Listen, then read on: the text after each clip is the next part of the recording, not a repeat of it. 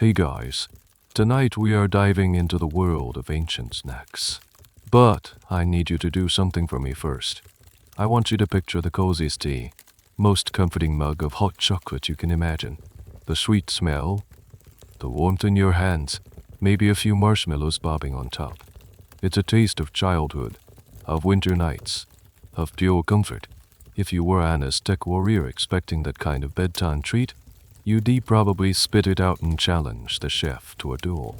So, before you get comfortable, take a moment to like the video and subscribe. But only if you genuinely enjoy what I do here. And as always, I love knowing where this story is traveling to. Drop your city and the time where you are in the comments down below.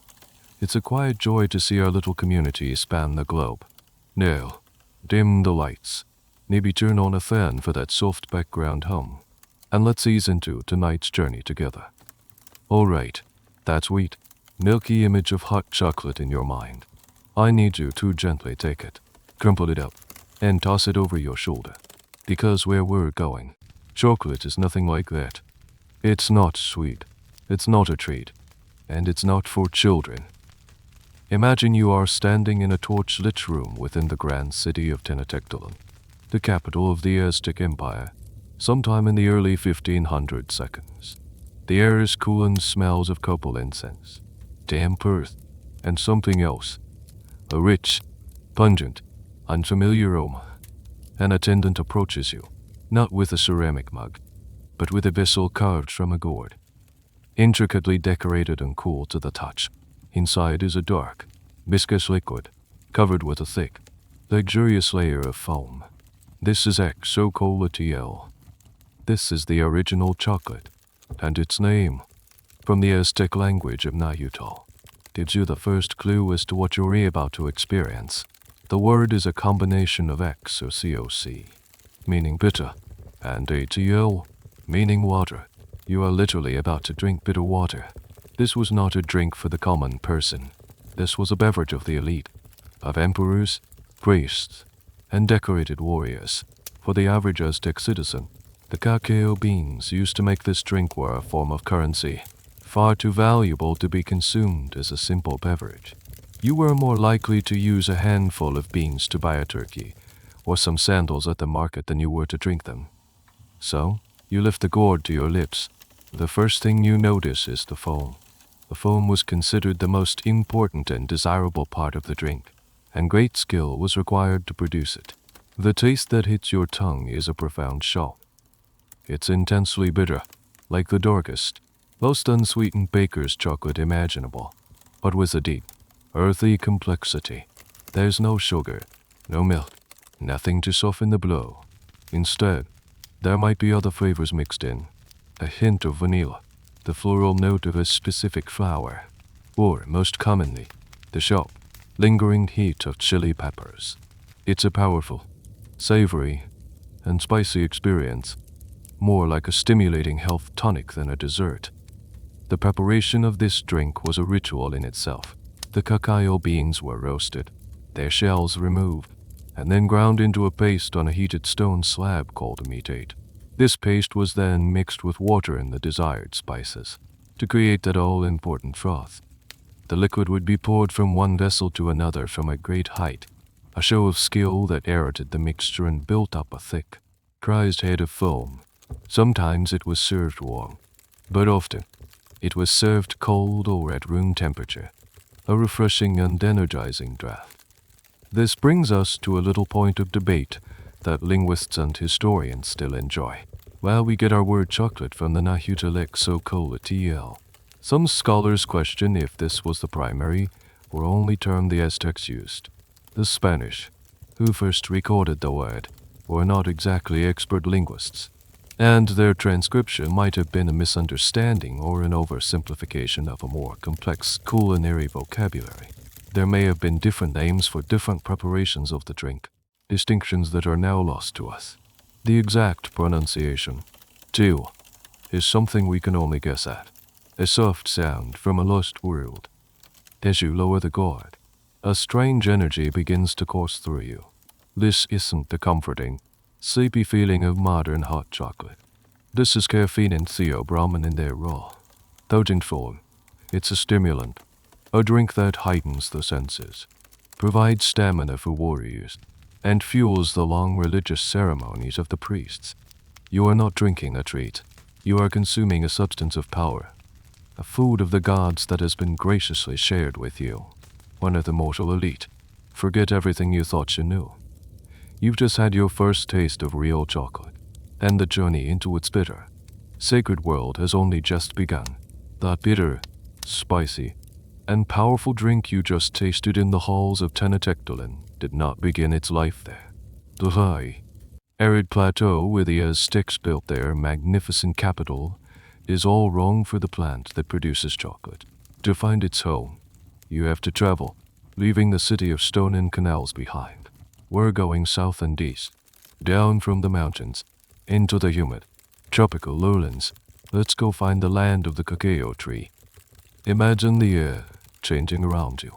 The dry, crisp mountain air gives way to a thick, heavy humidity that feels like a warm, wet blanket on your skin. The landscape transforms from scrubland and pine forests into a riot of impossible green. You are in the rainforests of what is now southern Mexico, Guatemala, or Belize. This is the ancestral home of chocolate in Mesoamerica, a world teeming with a different kind of life. The first thing you notice is the sound. It's a constant, layered symphony, the guttural chatter of howler monkeys from high in the canopy, the sharp cries of brightly colored macaws, and the ceaseless, hypnotic thrum of millions of insects. The light is different, too. The harsh, direct sun of the highlands is replaced by a soft, dappled green light that filters down through a dozen layers of leaves. You are walking through a cathedral of green. The ground under your feet is a soft, damp carpet of decaying leaves, releasing a rich, earthy perfume. Vines as thick as your arm hang down from the towering trees, and giant ferns unfurl in the shade. You might see a poison dart frog, a tiny jewel of brilliant color, hopping across a leaf, or the iridescent flash of a blue morpho butterfly's wings. This environment, so full of life and moisture, is the perfect nursery for the fussy and demanding cacao tree. And then you see it.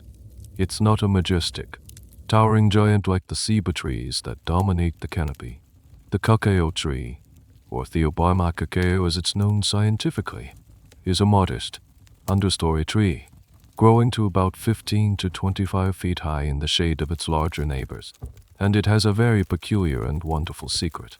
You look at its trunk and main branches, and you see that the fruit doesn't grow on the smaller, leafy twigs at the end.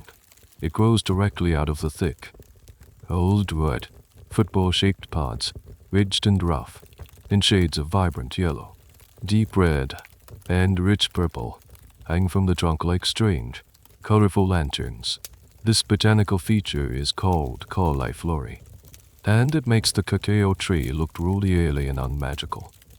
This is the mainstream historical knowledge we've had for a long time, that the Mayan, their predecessors, the Olmecs, were the first to domesticate and cultivate the cacao tree in these Mesoamerican rainforests. For them, it was just a crop. It was a sacred gift from the gods. But here we stumble upon a fascinating area of academic debate that has shifted in recent years.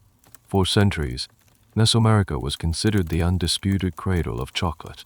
However, recent archaeological and genetic evidence is rewriting the story.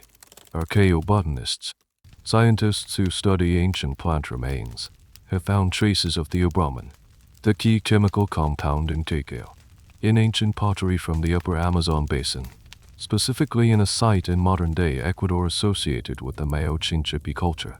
And this evidence dates back to over 5,000 years ago, a full one, 500 years before the earliest signs of cacao use in Mesoamerica. So, what does this mean? Historians and scientists are still piecing this new puzzle together, but the leading theory is that the cacao tree was first domesticated not for its beans, but for the sweet, fruity pulp that surrounds them inside the pod. These early South American cultures may have fermented this pulp to create an alcoholic beverage. The tree and the knowledge of its use then likely traveled north, passed from culture to culture along ancient trade routes over thousands of years, eventually reaching the Olmecs and Maya. It was these Mesoamerican civilizations who shifted the focus from the pulp to the bean itself, unlocking its bitter, stimulating power and elevating it to a sacred status. This is a perfect example of how history is not a static story, but a living investigation, constantly updated by new discoveries. For the Aztecs we left back in Tenochtitlan, all of this ancient history simply translated into a fact of economic life. They were the dominant military power, but they did not control the source of their most prized luxury good. The cacao beans had to be imported. They were acquired through long-distance trade with the merchants of the lowlands or, more often, demanded as tribute from the conquered peoples who lived in this hot, humid, cacao-growing region. You can imagine the scene. An Aztec official, stern and imposing, standing in a provincial town, recording the sacks of precious beans being handed over as taxes. For the Aztecs, this green, humid world was their treasure chest, and the strange fruit growing from the tree trunks was its most precious jewel. Before the Aztecs built their empire on a high plateau, another great civilization rose and flourished among the green, humid lowlands where the cacao tree grew wild. To truly understand the sacred place of chocolate in the ancient world, we have to travel back even further in time, to the world of the Maya. Let's leave the 16th century behind and drift back another 1,000 years, to the height of the classic Maya period, around 600 AD. You find yourself in a city that feels completely different from Tenochtitlan. Here, in a place like Tycho or Palikno, you are surrounded by towering limestone pyramids that rise like white, man-made mountains out of the jungle canopy. The air is thick with the scent of tropical flowers and the ever-present humidity. The plazas are vast and paved, and the walls of the temples and palaces are covered in intricate stucco carvings and painted in vibrant colors, depicting kings, gods, and complex hieroglyphic texts. For the Maya, cacao was not just a luxury item. It was a divine substance, a core part of their cosmology and ritual life. They didn't just drink chocolate, they revered it. Their mythology tells us that cacao was a gift from the gods to humanity. In their creation story, the Popovuh, the hero twins, the central figures of their mythology, are involved in a cosmic ball game in the underworld. Cacao trees are often depicted as growing in this mythical underworld, or Xibalba, suggesting that the substance had a deep connection to the cycle of life, death, and rebirth. We know about this reverence not just from their texts but from their art. Archaeologists have found numerous examples of Mayan pottery, beautifully painted cylindrical vases that were clearly used for drinking chocolate. These vessels often depict scenes from mythology or courtly life. A common image is a lord or a king sitting on a throne, being presented with a frothing cup of chocolate. The hieroglyphic inscriptions on these cups often spell out what the vessel was for and even who owned it. You might find a text that reads something like, "The cup of the cacao of Lord Flint Jaguar." The word for cacao, cacao, is one of the few Mayan words that has survived almost unchanged into modern languages. This gives us a fantastic little insight into Mayan high society. These personalized chocolate cups were high status items, the ancient equivalent of having your own fine china. They were a way for the elite to display their wealth and sophistication. Some of these vessels are so beautifully crafted that they were clearly treasured possessions, sometimes even taken to the grave with their owners to be used in the afterlife. The preparation of the drink was similar to the Aztec method, but the Maya had their own unique recipes. They also ground the roasted beans, mixed them with water and spices, and fed the liquid by pouring it back and forth. But what spices did they use? Chemical analysis of the residue found in these ancient cups has given us some fascinating answers. Alongside the expected chili peppers, they often mixed in honey for a touch of sweetness, something the Aztecs seem to have done less frequently. They also used a variety of local flowers to add floral notes in, famously vanilla, which comes from an orchid native to this region. Imagine a version of the drink that was bitter. Yes, but also spicy, sweet, and floral all at once. But here's a point of academic discussion. Just how widespread was chocolate consumption among the Maya? For a long time, The consensus was that, like with the Aztecs, it was strictly a drink for the elite. Kings, priests, and nobles. The precious beans were too valuable as currency to be wasted as a drink by commoners. However, some recent archaeological findings are challenging this view. Residue of cacao has been found in more common, everyday pottery bowls in smaller, non-elite households. This suggests that while the high-grade, frothy, elaborately spiced chocolate was certainly reserved for the powerful, ordinary people might have consumed a simpler, less refined version of it, perhaps a sort of cacao porridge or gruel, as a source of energy. The debate continues, painting a more complex picture of Mayan society than we previously thought. One of the most powerful connections between the Maya and cacao was its use in sacred rituals. Cacao was present at all the most important life events. It was served at betrothal and marriage ceremonies, where the couple would exchange sips of the frothy drink to seal their union.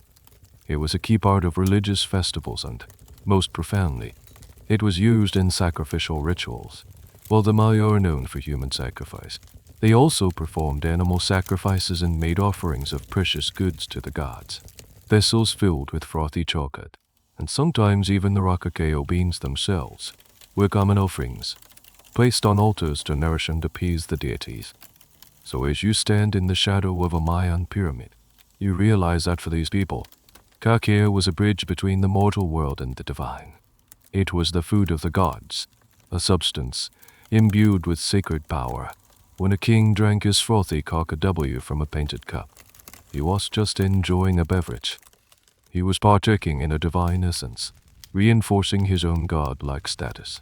The Aztecs would later inherit and build upon this deep reverence, but it was the Maya who first looked at the strange fruit of the cacao tree and saw not just a food, but a god. Let's step back from the grand ceremonies and the frothing cups for a moment and focus on the bean itself. In our modern world, we think of money as paper or digital numbers, but in ancient Mesoamerica, value was tangible. It was in a bolt of fine cotton cloth, a brightly colored macaw feather, or a sharpened obsidian blade. And among the most valuable, most widely accepted forms of currency was the humble, unassuming cacao bean. You are about to see why chocolate didn't just grow on trees. It was, in a very real sense, money that grew on trees. Imagine you are in the bustling marketplace of Tlatelolco, the sister city to Tenochtitlan and the commercial heart of the Aztec Empire. The place is a vibrant, chaotic maze of sights, sounds, and smells. Merchants are shouting their wares, bartering and haggling. You see vendors selling everything from pottery and baskets to live turkeys and even dogs, which were a source of food.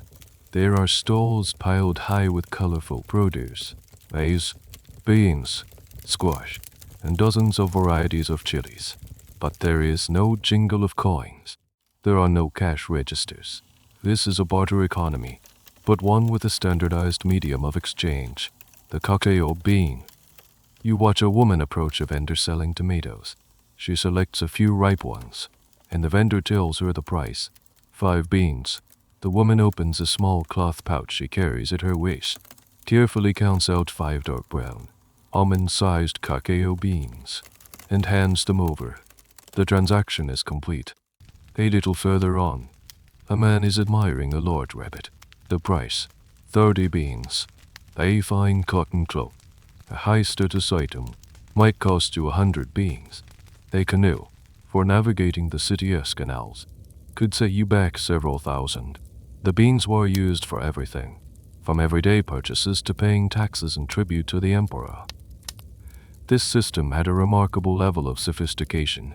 The Aztecs had, in effect, a price list for all major goods and services, denominated in cacao beans. Spanish chroniclers who witnessed this system in action were fascinated by it and recorded some of these price points. For example, a single, large avocado was worth 3 beans. A turkey egg cost 1 bean, but a whole live turkey was 200. The services of a porter, to carry your goods for a day, would cost you about 65 beans. It was a fully functioning monetary system. Of course, a system like this is ripe for a little bit of mischief. This brings us to a wonderfully quirky detail: counterfeiting. Just as people today counterfeit paper money, some clever Aztecs found ways to counterfeit cacao beans. The most common method was to take the outer shell of a real cacao bean, carefully empty it, and then fill the inside with packed earth or avocado rind. These fake beans would then be slipped into a pouch with real ones to be passed off on an unsuspecting merchant. The Spanish friar Bernardino de Sahagin, who documented Aztec life in incredible detail, noted that this was a known problem, and shady dealers were notorious for mixing these fakes in with their good beans. You can imagine a savvy shopper carefully inspecting each bean before accepting it as payment, perhaps squeezing it to check if it was solid. The use of cacao as currency raises an interesting question that historians and economists debate. Why cacao? Why not something more durable, like shells or stones? There were several reasons. First, cacao beans had an intrinsic value. They could be consumed to make the high-status, stimulating beverage. This is what economists call commodity money. Second, they were relatively uniform in size and quality, making them easier to count. Third, and perhaps most importantly, their supply was controlled. Cacao could only be grown in specific hot, humid regions, most of which were outside the direct control of the Aztec heartland. This meant the emperor could regulate the supply by controlling the tribute demanded from conquered provinces. This prevented massive inflation and kept the value of the bean relatively stable.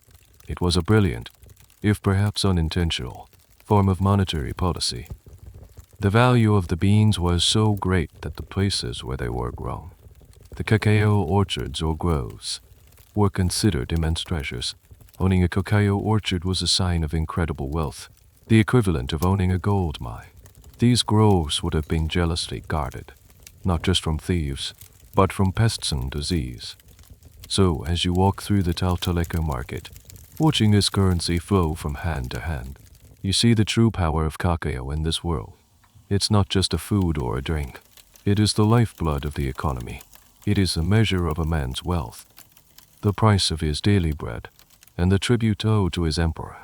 Every single bean is a tiny, edible coin, a little piece of solidified value, and this dual role as both a sacred beverage for the elite and a practical currency for everyone, is what made the cacao bean the most powerful and respected plant in the ancient Americas.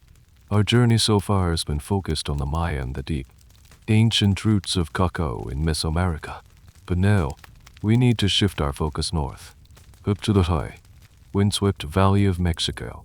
The great Maya cities of the south are in a period of decline, their pyramids being slowly reclaimed by the jungle. A new, formidable power has risen to dominate the region. It is the early 15th century, and you are entering the world of the Mexica, better known to history as the Aztecs. The Aztecs have a very different relationship with cacao than the Maya did. They were not born into the land of the cacao tree. They were outsiders, a once nomadic people who, through sheer force of will and military might, had conquered a vast empire. Their magnificent capital, Tenochtitlan, was an engineering marvel, a city of canals and artificial islands built on a lake, but it was located in a high altitude, semi-arid environment where the delicate cacao tree could never survive. For the Aztecs, then, cacao was fundamentally an exotic luxury, a foreign good that symbolized their power and the reach of their empire. It was something to be acquired, not grown. Their primary access to the precious beans came through two methods: trade and tribute. Long-distance merchants known as the Pochteque would undertake perilous journeys into the southern lowlands to trade for cacao, bringing back a steady supply. But the vast majority of it flowed into Tenochtitlan as tribute, a tax paid by the peoples they had conquered. Imagine you are watching a procession of tribute bearers arriving in the capital. They come from a newly subjugated province in the hot, humid coastal region. They carry bolts of cotton cloth, brilliant feathers from tropical birds, and jaguar pelts. But the most important tribute, the one most eagerly awaited by the emperor's officials, is the cacao. It arrives in huge quantities, sacks containing thousands, even tens of thousands, of beans. The Aztec tribute lists, recorded in documents like the Codex Mendoza, are incredibly detailed. They specify exactly how many sacks of cacao each conquered province was required to pay, twice or even 4 times a year. Failure to pay meant swift and brutal military retaliation. This dynamic made cacao a powerful symbol of Aztec domination. When an Aztec noble drank his frothy, bitter xocolātl, he was just enjoying a stimulating beverage. He was consuming the spoils of war. He was tasting his empire's power over its subjects. This is a stark contrast to the Mayan lord, for whom cacao was more of a divine, ancestral inheritance. For the Aztecs, it was a constant, delicious reminder of their military supremacy. The Aztec emperor, the xocolātl, had a near monopoly on this incoming tribute. The imperial warehouses in Tenochtitlan would have been filled with mountains of cacao beans. It was from this central storehouse that the emperor paid his soldiers, rewarded his nobles, and provisioned the priests. The beans trickled down through the social hierarchy, a currency of imperial favor. This imperial control leads to a fascinating point of historical debate. Just how much cacao did the Aztec elite consume? The accounts from Spanish conquest authors, like Bernal Diaz del Castillo, are almost unbelievable. He claimed the Emperor Montezuma had vast storehouses filled with cacao and that his court consumed 2,000 pitchers of the frothy drink every single day. He also described Montezuma being served xocolātl in golden goblets, which he would discard after a single use. Are these numbers credible? Historians are divided. It's highly likely that the Spanish, in their desire to emphasize the wealth and exoticity of the Aztec Empire to their king back in Spain, engaged in some serious exaggeration. 2,000 pitchers a day seems like a logistical impossibility, even for a royal court. However, even if the real numbers were a fraction of that, it's clear that consumption was on a massive scale. Montezuma's court was the epicenter of a vast cacao network, and he used the drink as a tool of statecraft, serving it at banquets and festivals to display his immense wealth and generosity. One quirky detail that highlights the Aztec reverence for the bean is how they stored it. The beans were not just dumped in a storeroom. They were often kept in beautifully woven baskets or large, decorated jars, treated with the respect befitting a treasure, protecting the imperial cacao supply from moisture, pests, and thieves would have been a major priority for the palace administration. So, the Aztecs, despite living far from the source of chocolate, became its greatest connoisseurs and consumers. They built an entire economic and political system on the foundation of this bitter bean. They inherited the Mayan reverence for cacao as a food of the gods, but they added their own unique layer to its meaning. For them, it was also the taste of victory, the currency of conquest, and the ultimate status symbol in a powerful, paranoid, and profoundly thirsty empire. We've talked about the empires, the rituals, and the economics of cacao, but now it's time to get our hands dirty. Let's zoom in and meet the source of all this power and prestige, the cacao bean itself, housed within its strange and beautiful pod. To truly understand the journey from tree to cup, you need to start with the raw material. Imagine you are standing in a cacao grove in the warm, humid lowlands. An Aztec tribute collector, or perhaps a local Mayan farmer, has just used a long pole with a blade on the end to carefully cut a ripe pod from the trunk of a cacao tree. He hands it to you. The first thing you notice is its size and weight. It's about the size and shape of a small American football or a large papaya, and it feels surprisingly heavy and solid in your hands. The outside is tough and leathery, with deep, woody ridges running from stem to tip. Depending on the variety and its ripeness, the color could be anything from a vibrant, sunny yellow to a deep, bruised purple or a fiery reddish orange. It feels ancient and otherworldly. The farmer takes a sharp knife, or perhaps a machete, and with a practiced, deft crack, splits the pod open for you. The inside is a complete surprise, nothing like what you would expect. It's not brown or chocolatey. Instead, you see a neat stack of about 20 to 50 large, almond-sized seeds. arranged in rows and embedded in a thick, white, slimy-looking pulp.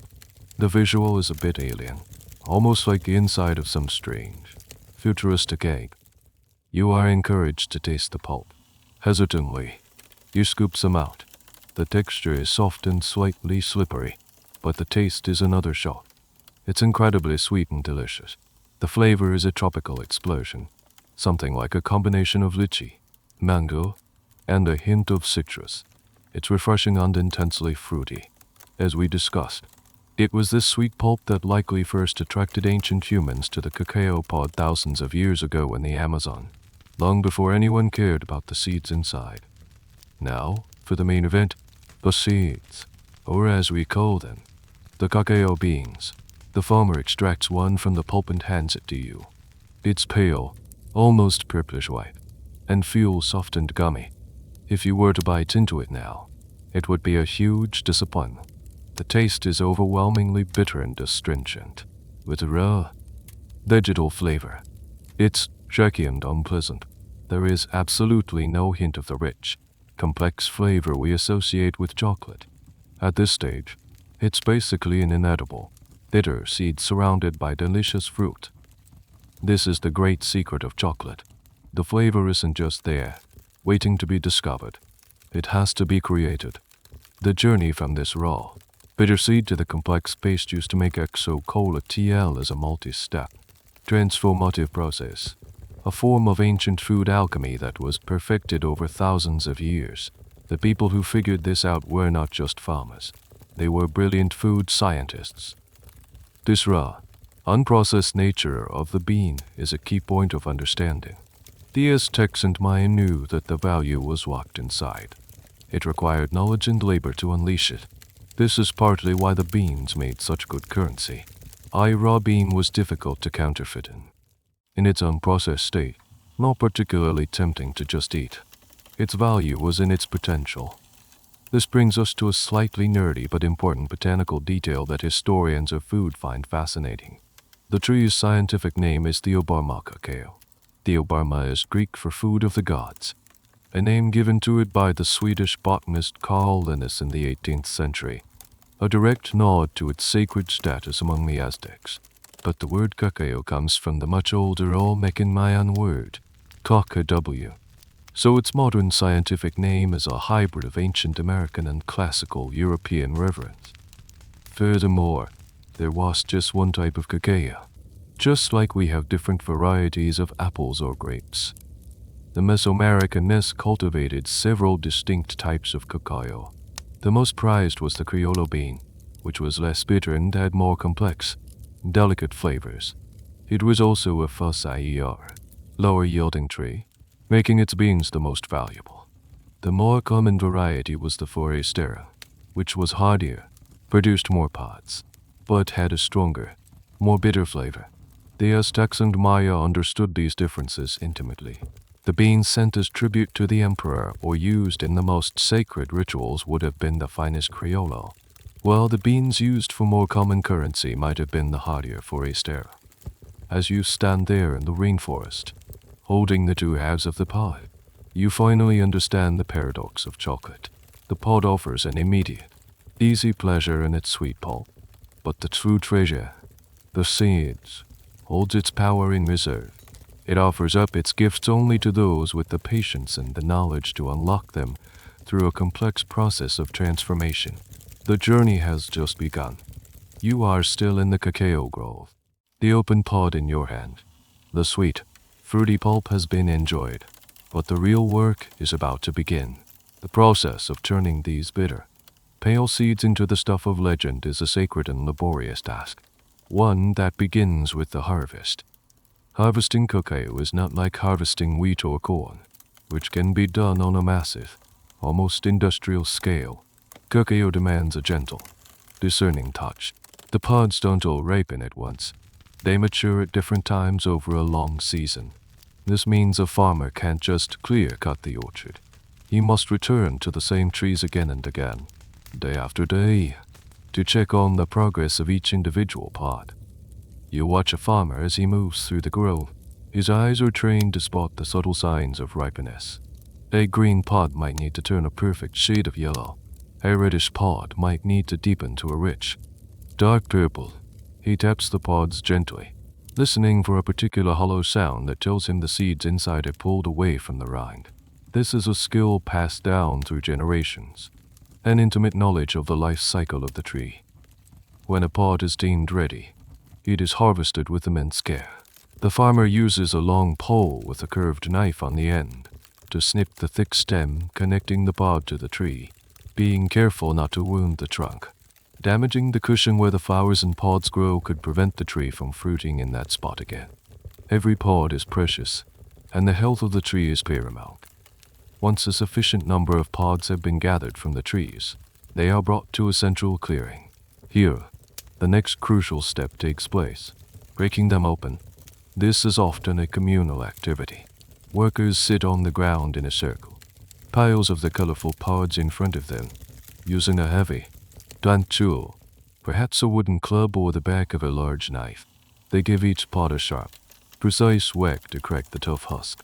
They then use their fingers to scoop out the contents, the bundle of seeds covered in that wet, sticky, white dirt. This part of the process has to be done relatively quickly. Once the pod is opened, the sweet pulp is exposed to the air and will begin to ferment on its own. The seeds are collected in large piles, often on a bed of banana or plantain leaves, while the empty husks are discarded. This entire process was imbued with ritual. We don't have detailed written accounts of Aztec or Mayan harvesting ceremonies, but based on their deep reverence for the plant, it's almost certain that the harvest would have been accompanied by prayers and offerings. A farmer would have likely made an offering to the gods of the earth and the forest, giving thanks for the bounty and asking for a successful transformation of the beans. This brings up a fascinating point that agricultural historians and anthropologists study: the deep connection between the farmers and their crops. For the Mesoamerican farmer, the cacao tree was just an economic asset. It was a living entity, a sacred being that was part of their community.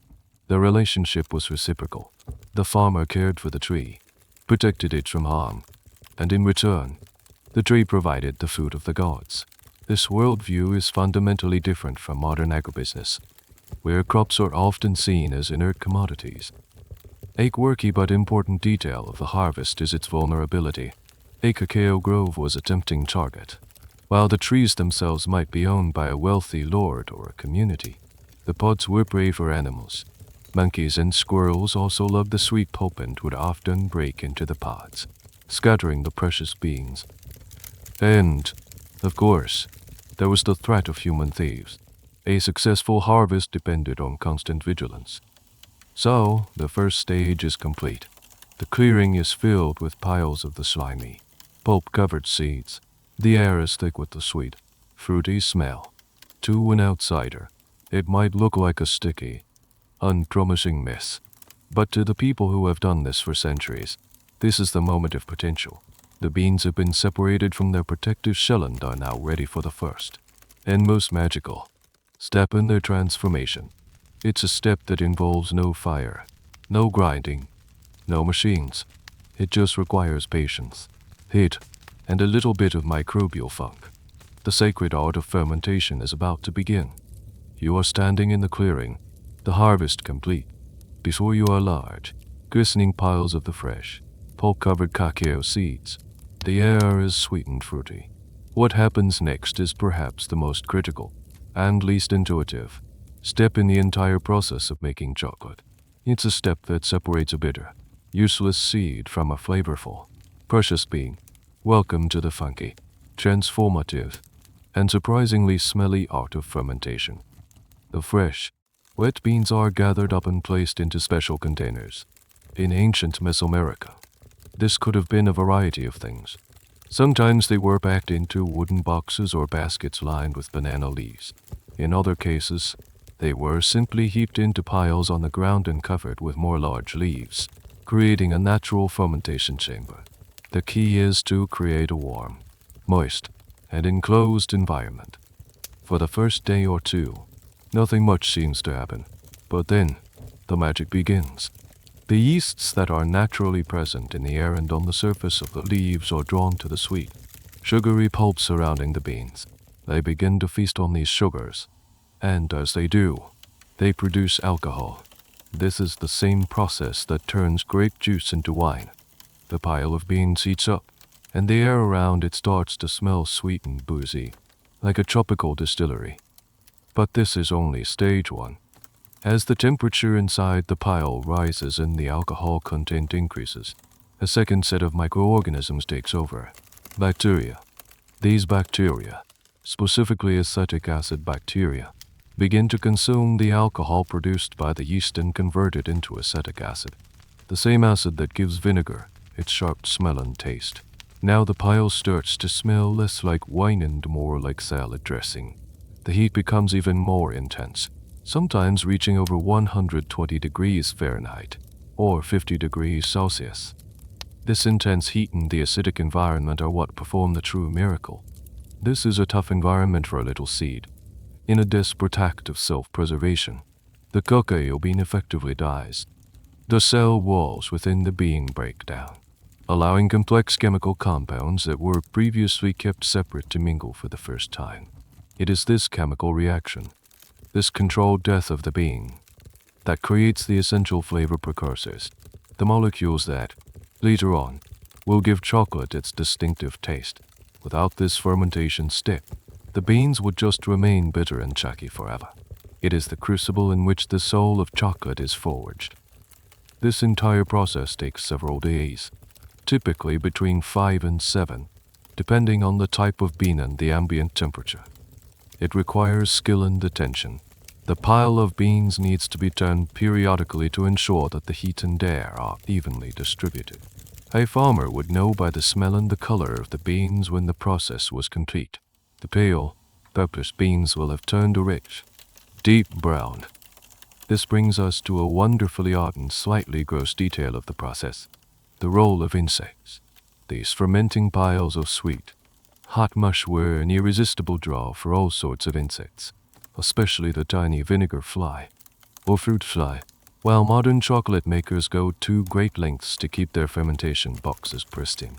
For the ancients, the presence of these flies would have just been a natural part of the process, a sign that the transformation was working. The scientific understanding of this process is, of course, modern. The Aztecs and Maya woodland have known about yeast or acetic acid bacteria, so how did they see it? This is a point of fascinating speculation for ethnobotanists. They would have understood the process through observation and tradition, as a form of cooking or ripening guided by sacred forces. They knew that if you covered the beans and let them sweat for a number of days, their nature would change. They would have seen it as a magical, and perhaps even dangerous, transformation, where the spirit of the bean was awakened. The intense heat, the strange smells, the changing colors, it all would have contributed to the mystical aura of the cacao bean. Was this process always done perfectly? Almost certainly not. The quality of the final chocolate would have depended enormously on the skill of the person managing the fermentation. Under-ferment a batch, and the chocolate would be too bitter and astringent. Over-ferment it, and it could develop unpleasant, putrid flavors. This is likely another reason why cacao was so prized. A batch of perfectly fermented beans was a testament to the skill and knowledge of the producer, making them far more valuable than a poorly processed batch. After about a week, a minus fermentation is done. The beans are scooped up and spread out on mats in the sun to dry. The funky, vinegary smell slowly dissipates, replaced by a faint but recognizably chocolatey aroma. The beans are now hard, dry, and a deep brown color. They are stable, ready to be stored, transported, and, most importantly, ready to be counted as currency or ground into the food of the gods. The first, most mysterious transformation is complete. The beans are now fermented and dried. They are hard, brown, and stable, ready to be stored in the imperial warehouses or traded in the bustling Tauteleco market. But they are still not chocolate. The next stage of the transformation is where the familiar or almond flavors we associate with chocolate truly begin to emerge. It's a process that will engage all your senses. The sound, the smell, and the feel of the beans being turned into a paste. Let's imagine we are in the kitchen of an Aztec noble house. An attendant, likely a woman skilled in the culinary arts, is preparing a batch of xocolātl for her master. The first step is roasting. She takes a quantity of the dried, fermented beans and places them onto a flat, earthenware griddle, or tumble, which is set over a low fire. As the beans begin to heat up, the air fills with a wonderful smell. The roasting process is crucial. It drives off any remaining acidic flavors from the fermentation and develops the deep, complex notes that we recognize as chocolatey. This is due to a chemical process called the Maillard reaction, the same reaction that browns toast or sears a steak. The heat causes amino acids and sugars within the bean to react, creating hundreds of new aromatic compounds. The attendant has to be incredibly careful, constantly stirring the beans to ensure they roast evenly without burning. A scorched bean would ruin the entire batch. Once the beans are perfectly roasted, a skill judged by color, aroma, and the cracking sound they make, they are removed from the heat to cool. The next step is to remove the thin, papery shell that covers each bean. This process, called winnowing, can be done by hand, simply rubbing the beans between your palms to loosen the shells. For larger quantities, the beans might be placed in a cloth and gently pounded, and then the lighter shells are separated from the heavier nibs, the broken pieces of the bean, by tossing them in the air and letting the wind carry the husks away. These husks weren't always wasted. They could be steeped in water to make a weak, tea-like infusion. Now you are left with the pure essence of the cacao, the roasted nibs. This is where the real labor begins. The attendant moves to the most important piece of equipment in any Mesoamerican kitchen, the meatate. A meatate is a simple but effective grinding stone, consisting of a flat, sloping slab of volcanic rock and a heavy, cylindrical handheld stone, like a stone rolling pin, called a manu. This tool had been used for thousands of years to grind maize for tortillas, and now it would be used for the sacred cacao. The attendant likely has a special meatate used only for cacao, to avoid any mixing of flavors. Often, a small fire is lit underneath the meatate to keep the stone warm. This is a critical detail. The warmth helps to melt the natural fat in the cacao nibs, the cocoa butter, which makes the grinding process smoother and helps to form a paste. She kneels before the meatate, a position of hard work and respect, and begins to grind. She places a handful of nibs on the stone and, using all her upper body strength, rolls and crushes them with a mano. The sound is a rhythmic, gritty scrape of stone on stone. It's a slow, laborious process. As she grinds, the nibs are broken down into smaller and smaller particles. The friction and the heat from the stone release the cocoa butter, and the dry, crumbly nibs slowly transform into a thick, dark, oily, and fragrant paste. This is the pure, unadulterated chocolate liquor. The aroma filling the room is now intense, rich, and intoxicatingly complex. This grinding process is a topic of some discussion among archaeologists and food historians. How fine did they grind it? Modern chocolate is ground for hours or even days with powerful machines to achieve a silky, smooth texture. The ancient grinding process on a meatate would have been much coarser. The final drink would have had a slightly gritty, rustic texture. Achieving a truly fine paste would have required multiple passes of grinding and an enormous amount of physical effort, making the smoothest chocolate a sign of true luxury. A quirky detail here is the multi-purpose nature of this chocolate paste. It wasn't always immediately made into a drink. This thick, rich paste could be mixed with ground maize to form a sort of high-energy travel food, like an ancient power bar, that a warrior or a merchant could carry on a long journey. It could also be formed into cakes or tablets that would harden as they cooled, making them easier to store and transport before being dissolved in water later. The attendant has now completed the most physically demanding part of the process. She scrapes the precious, aromatic paste from the meatate. It is a substance transformed, bearing little resemblance to the pale, bitter seeds that were harvested from the pod. It has been fermented, dried, roasted, then grilled. Its hidden soul has been awakened by fire and stone. It is now ready to be mixed with water and spices, to become the bitter water, the food of the gods. The hard work is done. The thick, fragrant paste of pure ground cacao sits in a bowl, its dark surface glistening with cocoa butter. The air in the kitchen is heavy with its rich, earthy scent. Now comes the art. The attendant is about to assemble the final beverage, following a recipe perfected over centuries. It's a recipe defined as much by what is absent as by what is present. So let's look into the bowl and discover the original bitter formula for xocolātl. The first and most important ingredient to add is water, or ATL.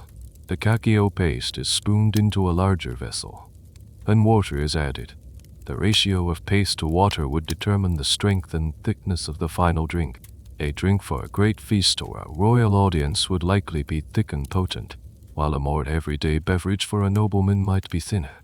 The mixture is stirred vigorously, and the dark paste slowly dissolves, creating a murky, brown, and opaque liquid. Now, for the flavorings, and this is where we have to erase the modern palate completely. The single most important ingredient in modern chocolate is sugar.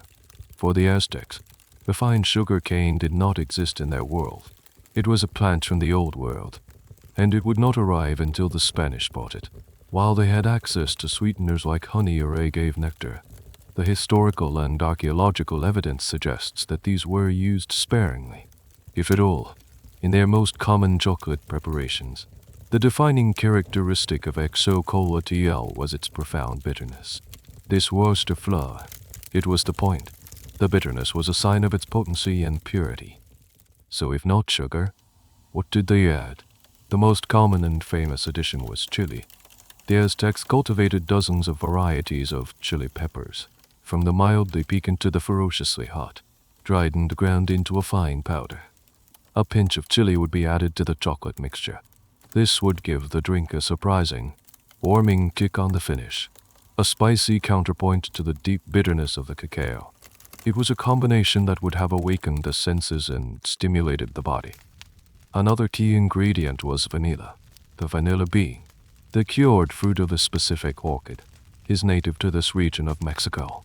The Aztecs called it xocolātl, or black sour. A small piece of a vanilla pod, or ground vanilla, would add a beautiful, aromatic sweetness, not a sugary sweetness, but a floral, perfumed note that would have softened the harsh edges of the cacao and added a layer of incredible complexity. But the list of possible additives didn't stop there. This is where Aztec cuisine shows its incredible sophistication. Based on Spanish accounts and analysis of pottery residue, we know they used a whole pantry of different spices and flavorings. One common addition was xocolātl, a type of piper pepper related to black pepper, which had a spicy, cinnamon-like flavor. Another was unsweetened, the petal of a specific flower that imparted a flavor described as being somewhere between black pepper, nutmeg, and allspice. They also might add finely ground maize to thicken the drink and make it more substantial, turning it into a beverage called atol. Sometimes they would add cacao, a seed that would give the drink a vibrant reddish color and a subtle, peppery flavor. This brings us to a fascinating area of debate for food historians, where their regional recipes, just as different regions of Italy have their own unique pasta sauces. It's highly likely that different cities or ethnic groups within the Aztec Empire had their own preferred way of preparing xocolātl. A noble in the capital might prefer his drink with vanilla and xocolātl, while a warrior from a southern province might be accustomed to a version with a fiercer chili kick and a thicker consistency from ground maize. The Spanish accounts tend to simplify this, presenting a single Aztec hot chocolate, but the reality was likely a rich and diverse culinary landscape. One very strange and quirky ingredient sometimes mentioned is a bit of a mystery. The Spanish chroniclers talk about the Aztecs adding ATL, the white chalk or limestone powder, to their chocolate. Why would they do this? There's no modern consensus. Some suggest it might have been a thickener. Others propose it could have been a way to neutralize some of the acidity. Much like modern food producers use alkaline solutions in a process called Dutching to make cocoa powder less acidic. Or perhaps it had a purely ritualistic or medicinal purpose that we no longer understand. It remains one of the peculiar puzzles of the original recipe. So there you have it. The final mixture is in the pot. It's a combination of ground cacao, water, and a carefully chosen blend of spices. It's bitter. It's spicy. It might be a little floral. And it's completely unsweetened. It's a powerful, savory concoction designed not to comfort, but to invigorate. But it is not yet complete. One final, crucial, and highly theatrical step remains before it can be served. The secret of the froth awaits. The dark, spicy, bitter liquid is now ready in its pot. But if you were to serve it like this, fat and still, to an Aztec lord, he would likely look at you with deep disappointment, or perhaps even scorn. The drink is incomplete. It lacks the most important, most prized, and most visually stunning element of all, the froth. For the ancient Mesoamericans, chocolate without a thick, luxurious head of foam was barely worth drinking. The foam, or xocolātl in the Nahuatl language, was everything. It was the sign of a perfectly prepared, high-quality beverage. It was a status symbol, a culinary flourish, and, some believe, the part of the drink that contained its most powerful life-giving essence, the ability to create a thick, stable, and long-lasting foam was the mark of a truly skilled chef. So, how did they do it? They didn't have electric whisks or immersion blenders. They had to create the foam through pure skill and technique. The most common and theatrical method involved pouring. The attendant would take the vessels, perhaps large, spouted clay pitchers or decorated gourds. She would pour the entire contents of the pot into one of these pitchers. Then, standing up, she would lift the full pitcher high above her head and pour the liquid in a long, steady stream into the second pitcher, which she held down low, near the floor. This act of pouring from a height, a distance of 4 or 5 feet, was a spectacle of grace and precision, as the long, thin stream of chocolate plunged into the vessel below. It churned and agitated the liquid, dropping air and creating a rich, bubbly foam. She would repeat this process over and over, pouring the liquid back and forth, from high to low, building the froth with each pass. It was a performance, a little piece of culinary theater that would have been part of the pleasure of anticipating the drink. The sound of the splashing liquid, the growing aroma, the skill of the pourer, it all contributed to the experience. This technique required not just skill but also specific tools. The vessels used for frothing often had a distinctive shape, with a wide body and a narrow mouth, designed to contain the splashing and help build the foam. The famous Mayan chocolate drinking cylinders we find in tombs were likely the final serving cups, not the frothing vessels themselves. This brings us to a wonderfully quirky tool that the Aztecs may have also used. A little wooden whisk called a molinillo. It's a beautifully carved wooden stick with a bulbous, grooved end and several loose rings carved around the shaft. By placing the whisk in the pot and rapidly spinning the handle between your palms, the grooved end would whip the chocolate, creating a fine froth. Now, here comes the historical debate. While the molinillo is now synonymous with traditional Mexican hot chocolate, its pre-Hispanic origins are hotly contested. Many of the earliest Spanish depictions of chocolate making show only the pouring method. Some historians argue that the molinillo was actually introduced by the Spanish in the 16th century, inspired by their own wooden whisks used in European kitchens. Others contend that it was a genuine indigenous invention that the Spanish simply adopted and popularized. There's no definitive proof either way, leaving the molinillo as a charming historical mystery. Was it an Aztec invention or a Spanish import? The jury is still out. Why was the foam so important? There are several theories. On a purely sensory level, it provides a wonderful textural contrast. The thick, creamy foam hits your lips first, followed by the thinner liquid beneath. It also enhances the aroma, releasing the volatile compounds from the spices and cacao right under your nose as you drink. But the significance likely went much deeper. In many cultures, foam, froth, and bubbles are associated with breath, life, and divine essence.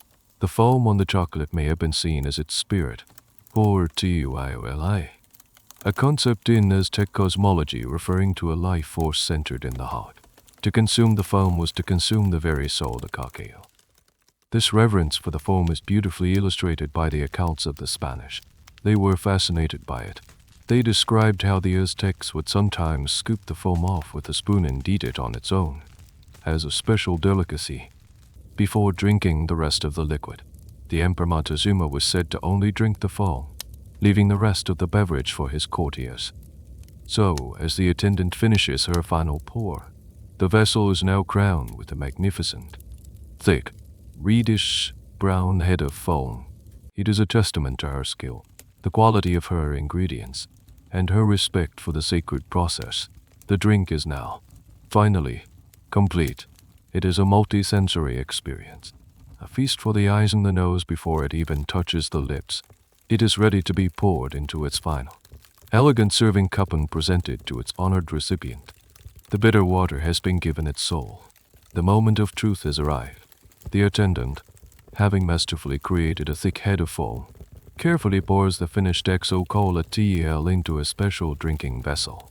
It's not a heavy ceramic mug like you might use. It's a beautifully crafted and highly polished cup made from a hollowed-out gourd, called a xocolātl.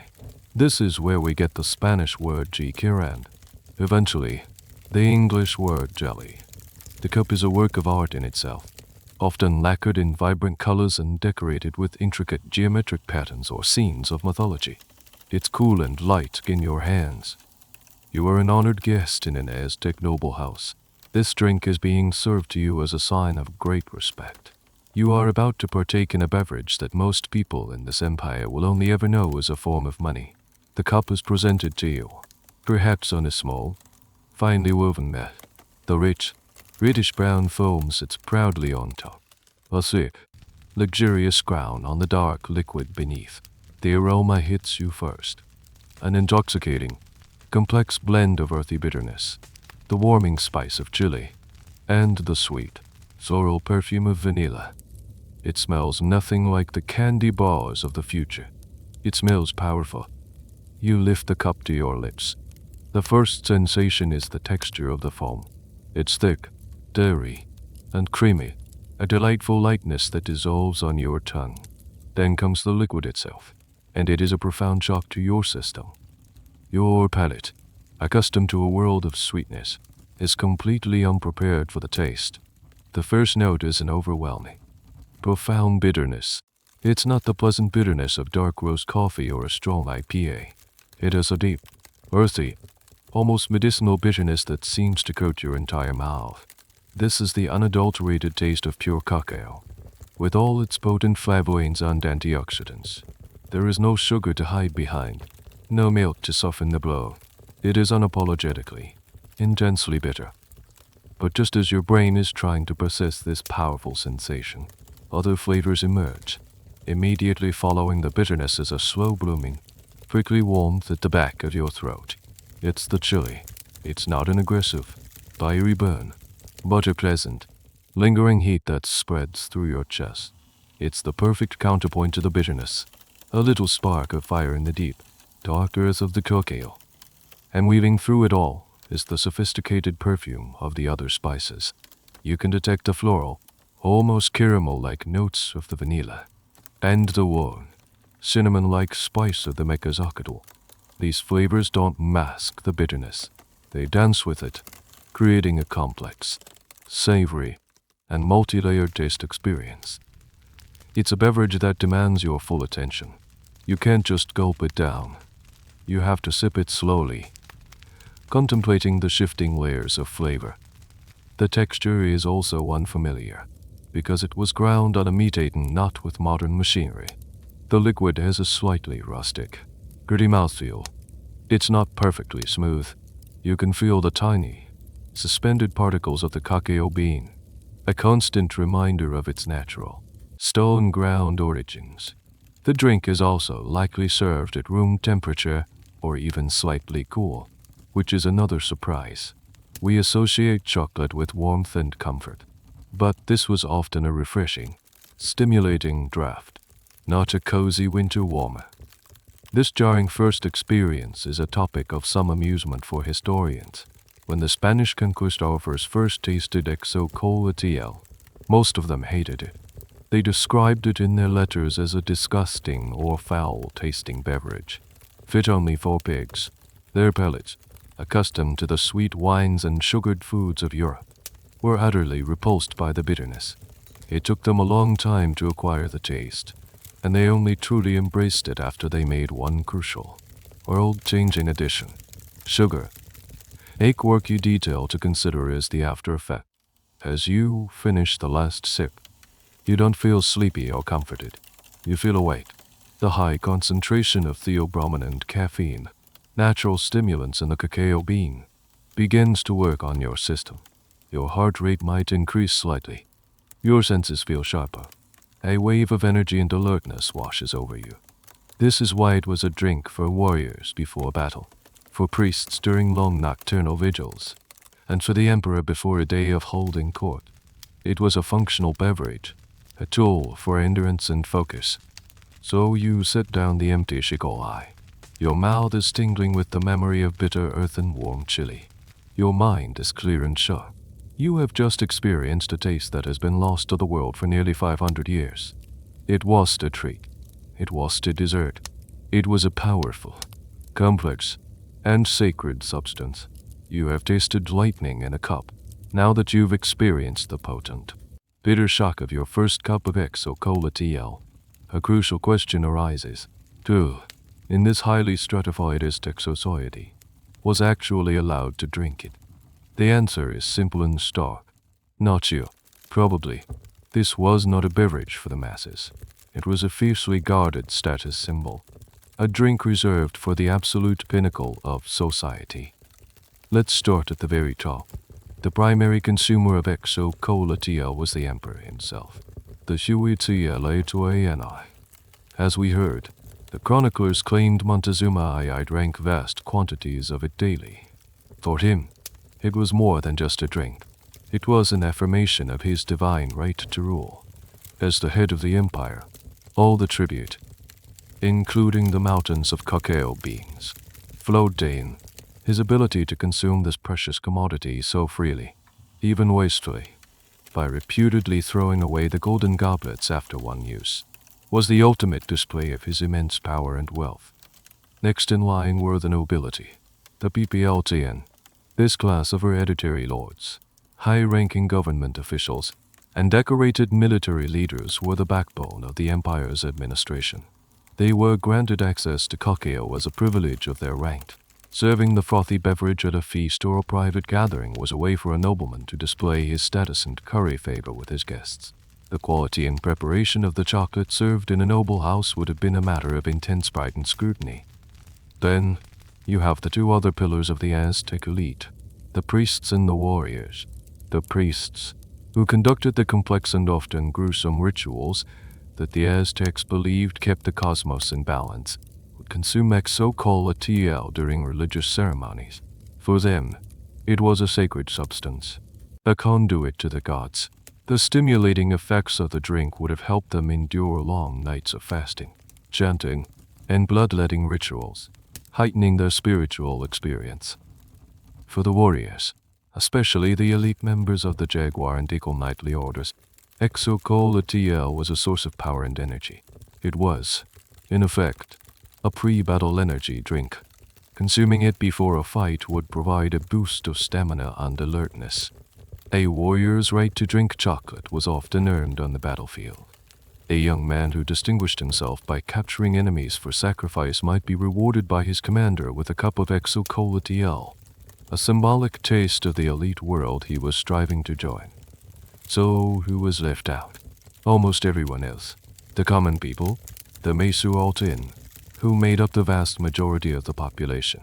The farmers, the artisans, the laborers, did not drink chocolate. For them, the cacao bean was money. To grind up and drink a handful of beans would be like taking a week's wages and setting them on fire. It was an unimaginable luxury. This created a powerful social dynamic. The elite drank their money, while the commoners spent it. This strict social regulation of consumption is a point that fascinates sociologists and historians. It's a classic example of what is known as a Sun-PT law, restorative or informa. These are rules that restrict the consumption of certain goods to certain social classes, reinforcing the social hierarchy. Just as in medieval Europe, where only nobles were allowed to wear certain types of fur the color purple. In the Aztec Empire, drinking chocolate was a clear and potent marker of your high standing. But here we find a wonderful, quirky exception to the rule. Merchants, the long-distance traders, the Bacteke, occupied a strange and ambiguous place in Aztec society. They were technically commoners, but their work was so vital to the state, acquiring exotic goods and acting as spies in foreign lands, that they were granted special privileges. And because they traveled to the cacao-growing regions and often traded in the beans themselves, they had direct access to the supply. The Bacteke were known to host lavish feasts for their guilds, where they would serve xocolātl in a flagrant imitation of the nobility. This was a source of some tension. The hereditary nobles looked down on these wealthy merchants as vulgar-starts, but they cowed and denied them their hard-earned right to enjoy the fruits of their dangerous labor. There's also some debate about whether soldiers on campaign were given cacao as part of their rations. It seems plausible that the state would have provisioned its army with wafers of ground cacao mixed with maize, a durable, high-energy food that could be easily transported and consumed on the march.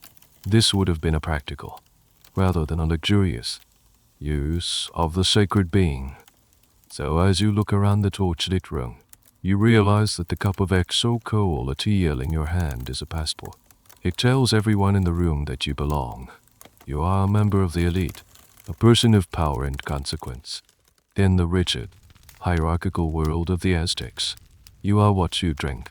To truly grasp why this bitter drink was so fiercely guarded by the Aztec elite, you have to understand its divine connections. Cacao was just a plant. It was a sacred gift, and its story is woven into the very fabric of their mythology. The Aztecs, who inherited many of their beliefs from the older cultures of Mesoamerica like the Toltecs and the Maya, associated cacao with one of their most important and complex deities, Quetzalcoatl. Let's try to picture him. Quetzalcoatl, whose name means feathered serpent or plumed serpent, is a powerful and ancient god. He is a creator deity, a god of the wind, of the dawn, of merchants, and of arts and knowledge. He is often depicted as a fantastic creature, a snake covered in the brilliant green feathers of the quetzal bird, a symbol of the union between the earth, the serpent, and the heavens, the feathers. But he could also appear in human form, as a wise, bearded, pale-skinned king or priest. According to one of the most famous Aztec legends, it was Quetzalcoatl who brought the cacao tree to humanity. The story goes that in the ancient, mythical city of Tolan, Quetzalcoatl reigned as a wise and beloved priest-king. He taught his people the arts of agriculture, astronomy, and craftsmanship. He was a benevolent ruler who disapproved of human sacrifice, preferring offerings of flowers, jade, and butterflies. In his great love for his people, he journeyed to the land of the sons of the sun and stole the cacao tree, bringing it back to Tolan so that humans could enjoy the food of the gods. Under his rule, the people of Tolan prospered. Their maize grew as tall as a man. Their cotton grew in vibrant colors, and their palaces were made of jade and gold. And, of course, they drank xocolātl, which gave them wisdom and energy. It was a golden age.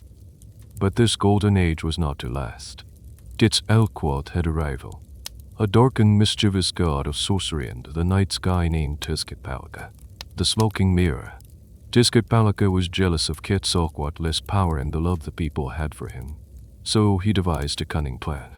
He disguised himself as an old man and came to Quetzalcoatl's palace, offering him a special drink, tehuelque, an alcoholic beverage made from the fermented sap of the maguey plant. Quetzalcoatl, who was an ascetic, had never tasted alcohol. The wily Tezcatlipoca persuaded him to drink, and then to drink more. Intoxicated, Quetzalcoatl lost his inhibitions. In his drunken state, he committed a deeply shameful act, breaking his priestly vows of celibacy, often said to be with his own sister. When he awoke the next morning, hungover and filled with a profound sense of shame and remorse, he knew he could no longer rule his people. He had lost his purity. Heartbroken, he abdicated his throne on travel beast to the shore of the great ocean, the Gulf of Mexico. There, he built a funeral pyre made of serpents, set himself ablaze, and his heart rose into the sky to become the morning star, Venus. But he vowed that one day, in a year of xocolātl, one read, he would return from the east to reclaim his kingdom. This myth is crucial for understanding not just chocolate, but the entire Aztec worldview. Cacao is forever linked to this story of a lost paradise, a benevolent god, and a promised return. To drink xocolātl was to partake in the memory of Quetzalcoatl's golden age. This leads us to one of the most famous and debated moments in all of history. When the Spanish conquistador Hernan Cortés arrived on the coast of Mexico in 1519, it just so happened to be the year xocolātl in the Aztec calendar. Xocolātl, with his pale skin, his beard, and his arrival from the east, matched the description of the returning Quetzalcoatl. The Aztec emperor, Montezuma was a deeply religious man. Was his famously hesitant and accommodating initial response to the Spanish rooted in a genuine fear that he was facing the return of a powerful, vengeful god? Historians are deeply divided on this point. The traditional narrative, largely based on Spanish accounts, leans heavily into this idea, portraying Montezuma as a superstitious ruler paralyzed by prophecy. However, many modern historians argue that this story was likely exaggerated, or even fabricated, by the Spanish after the fact. It was a convenient way to explain their improbable victory over a vastly larger empire, framing it as a divinely ordained event rather than a brutal military conquest aided by diseased alliances with the Aztec's enemies. Montezuma was likely a pragmatic ruler who was simply unsure how to deal with a completely unknown and technologically advanced foreign power. But whether it was prophecy or pragmatism, the shadow of Quetzalcoatl loomed large. Back in the kitchen, this mythic connection added another layer of significance to the drink being prepared. The attendant was just mixing food. She was handling a substance that was a direct link to one of her most powerful creator gods. The cacao bean was a piece of a fallen paradise, a reminder of a promise, and a taste of divine power. We've established that xocolātl was a sacred drink, a food of the gods, and a status symbol for the elite. Its preparation and consumption were steeped in ritual and mythology. But as we delve deeper into the strange and sometimes contradictory world of Aztec religion, we encounter a detail that is both quirky, controversial, and, to modern sensibilities, deeply unsettling. It involves man's best friend. Let's talk about the role of dogs in the world of Aztec cacao. First, you have to understand the place of dogs in Aztec society. They were not just the pampered pets we know today. The Aztecs had a specific breed of dog, the xocolātl, or xocolātl for short. The hairless, quiet, and intelligent canine. These dogs served multiple purposes. They were companions. They were used as living hot water bottles for the sick or elderly due to their high body heat. And, most importantly, they served a vital religious and culinary role. In Aztec cosmology, a dog, specifically a xocolātl, was believed to act as a psychopomp, a guide for the souls of the dead. It was thought that after death, a person's soul had to undertake a perilous journey through the 9 levels of the underworld. Mictlan, one of the first and most dangerous obstacles, was a wide, raging river. The only way to cross was on the back of a loyal dog companion. For this reason, dogs were often sacrificed and buried alongside their owners to ensure they would have a guide in the afterlife. But they were also a source of food. Dog meat was considered a delicacy and was commonly eaten, often served at special feasts and banquets. This dual role as both sacred guide and savory meal is a paradox that can be difficult for us to grasp, but it was a normal part of their worldview. So, Where does chocolate come into this? Our main source for this strange connection is the work of the 16th century Spanish friar and ethnographer Bernardino de Sahagún. In his monumental work, the Florentine Codex, he provides an incredibly detailed account of Aztec life, including a description of a specific feast held by merchants, the powerful Aztec. Sahagún describes how, at these grand feasts, the merchants would serve a dizzying array of fine foods, and among the most prestigious dishes was a combination of dog meat and chocolate. He writes that the merchants would serve sauce dog, and that one of the sauces was made with ground chili and chocolate. Another passage describes a dog seller who would also sell stews, including one with dog meat in a chili mole sauce, and chocolate was a key ingredient in many mole-like sauces. But the most striking description comes when he talks about the beverages. He lists the many different kinds of chocolate drinks that were served, and right at the end of the list, he says, "And then, at the end, they were served chocolate with which dogs were chastised." This phrase is bizarre, cryptic, and has been the source of immense debate among historians and anthropologists ever since. What on earth does chocolate with which dogs were chastised mean? There are several competing theories. One theory takes the phrase literally, suggesting it was a specific, perhaps lower grade, type of chocolate that was also used to feed or discipline dogs. And this name stuck. This seems unlikely, given the immense value of cacao. Why waste it on an animal? A more plausible theory suggests it was a form of ritual slang or a dark joke. Perhaps this specific chocolate recipe was so strongly spiced or so bitter that drinking it felt like a punishment, a chastisement. It was a macho drink, something that only the toughest merchants could handle. The most compelling and most disturbing theory links the drink directly to the sacrificial role of the dogs. It's possible that this was the specific beverage given to the dogs right before they were ritually sacrificed for the feast. The drink, being a stimulant, might have made the dogs more agitated, which could have been seen as a sign of spiritual potency. Or perhaps it was a way of consecrating the animal, making its sacrifice more acceptable to the gods. If this is true, then when the merchants drank this same type of chocolate at the end of the meal, it was a deeply symbolic act. They were consuming the same sacred substance as the animal whose flesh they had just eaten, creating a powerful, cyclical bond between the diners, the victim, and the gods. This entire topic is a perfect example of an area where academics are still debating the linguistic ambiguity of the Spanish translation of the original nahuatl, combined with the vast cultural gap, means we may never know for certain what this strange phrase meant. Was it a joke, a ritual formula, a specific recipe?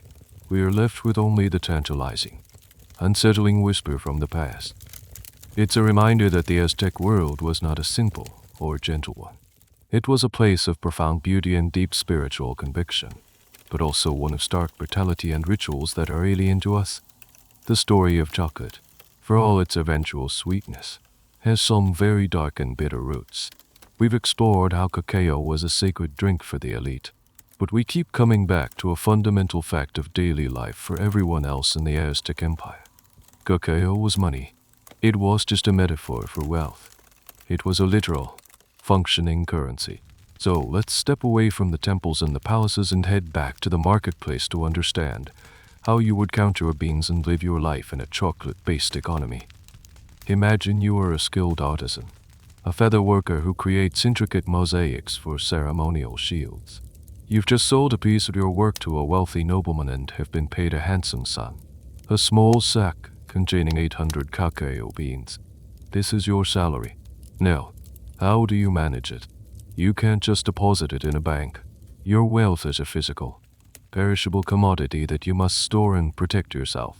You would likely keep it in a secure spot in your home, in a clay pot or a woven basket, making sure it stays dry and safe from pests like rodents or insects who might want to nibble on your savings. The Aztec system of counting was vigesimal, meaning it was based on 20. This structure was reflected in how they bundled their cacao currency. A small unit might be 20 beans. A larger unit called a xocolātl, was 400 beans, 20x20, and an even larger unit. A xocolātl was 8 beans, 20x400. When the emperor demanded tribute from a conquered province, the amounts were often calculated in these larger units. The tribute payment might be, for example, 10 xocolātl of cacao, or 80 beans. This system allowed for transactions of all sizes.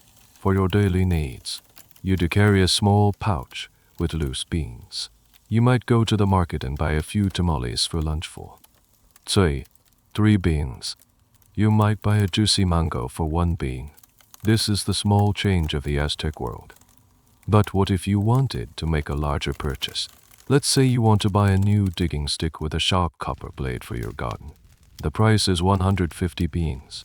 Counting out that many individual beans would be tedious. Instead, you might have pre-counted bundles, little cloths tied up with 20 or 50 beans inside, to make the transaction quicker. And for truly major purchases, you wouldn't be dealing with loose beans at all. If you were a nobleman buying a set of fine cotton cloaks or a collection of jade beads, the price might be 1 xocolātl, 400 beans.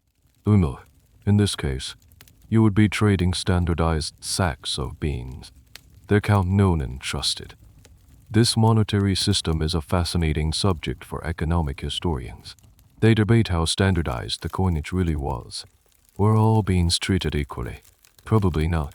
Just as we have worn out coins or crumpled bills, the quality of cacao beans varied. A merchant would likely value plump, well-fermented beans from the prized xocolātl region more highly than smaller, shriveled beans from another area. There was likely a constant, informal process of quality assessment happening in every transaction. This is where the counterfeit beans we talked about earlier would have been a real problem, undermining trust in the system. A wonderfully quirky aspect of this economy was how it handled taxes. The Aztec state didn't levy taxes on income in the modern sense. Instead, it demanded tribute from its conquered territories and also collected taxes on goods sold in the major markets. A market official would move from stall to stall, assessing the value of the goods being sold and collecting a certain percentage as a tax. Table, gores, and cacao beans. These beans would then go into the coffers of the local temple or the regional governor. So, where did all these beans ultimately end up?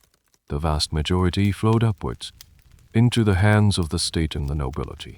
The emperor's storehouses were the central bank of the empire.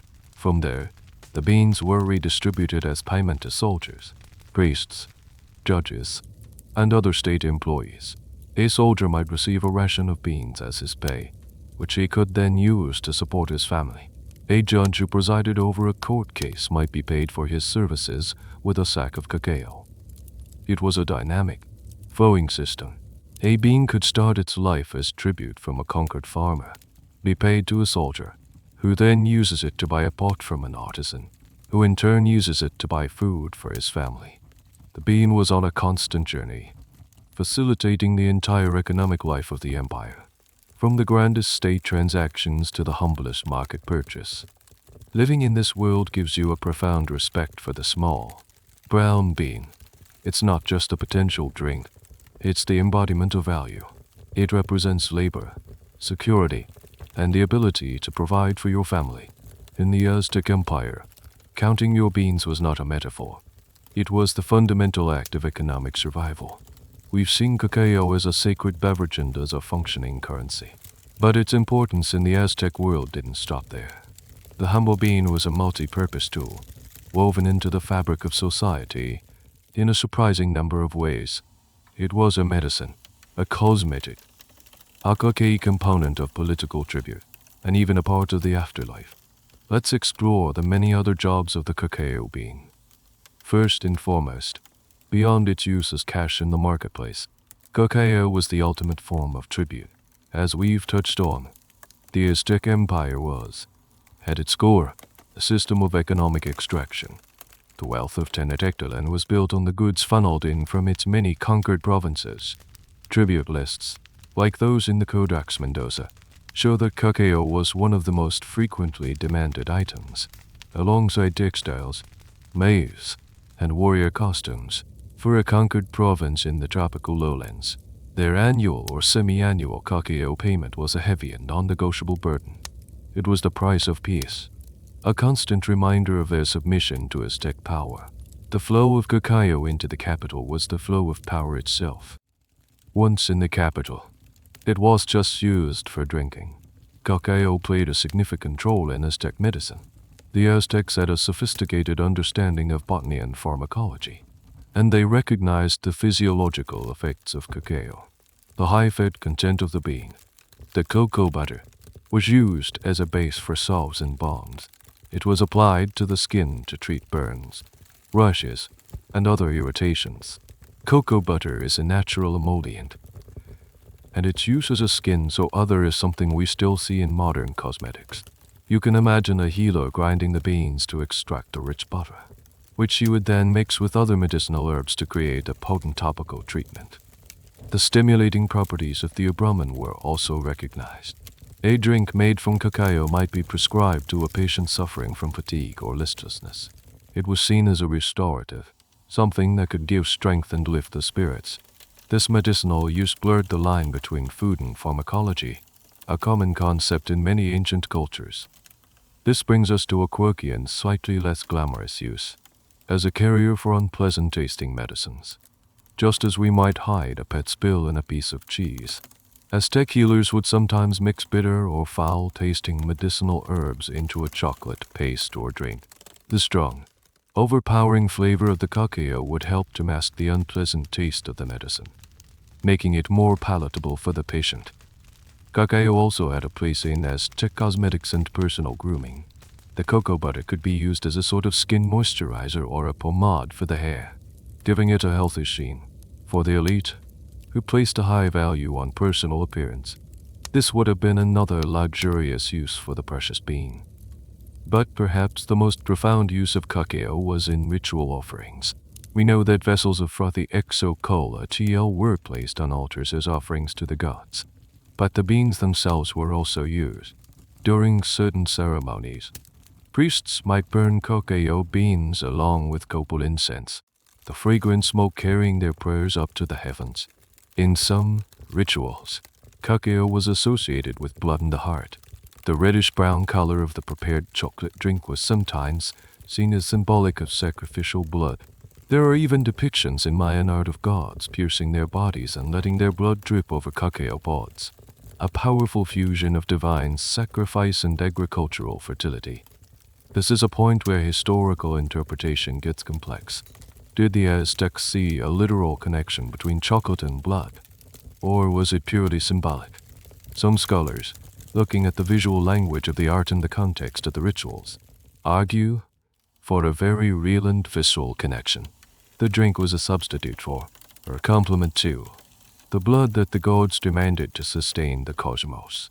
Others suggest the connection was more metaphorical, representing life, vitality, and preciousness.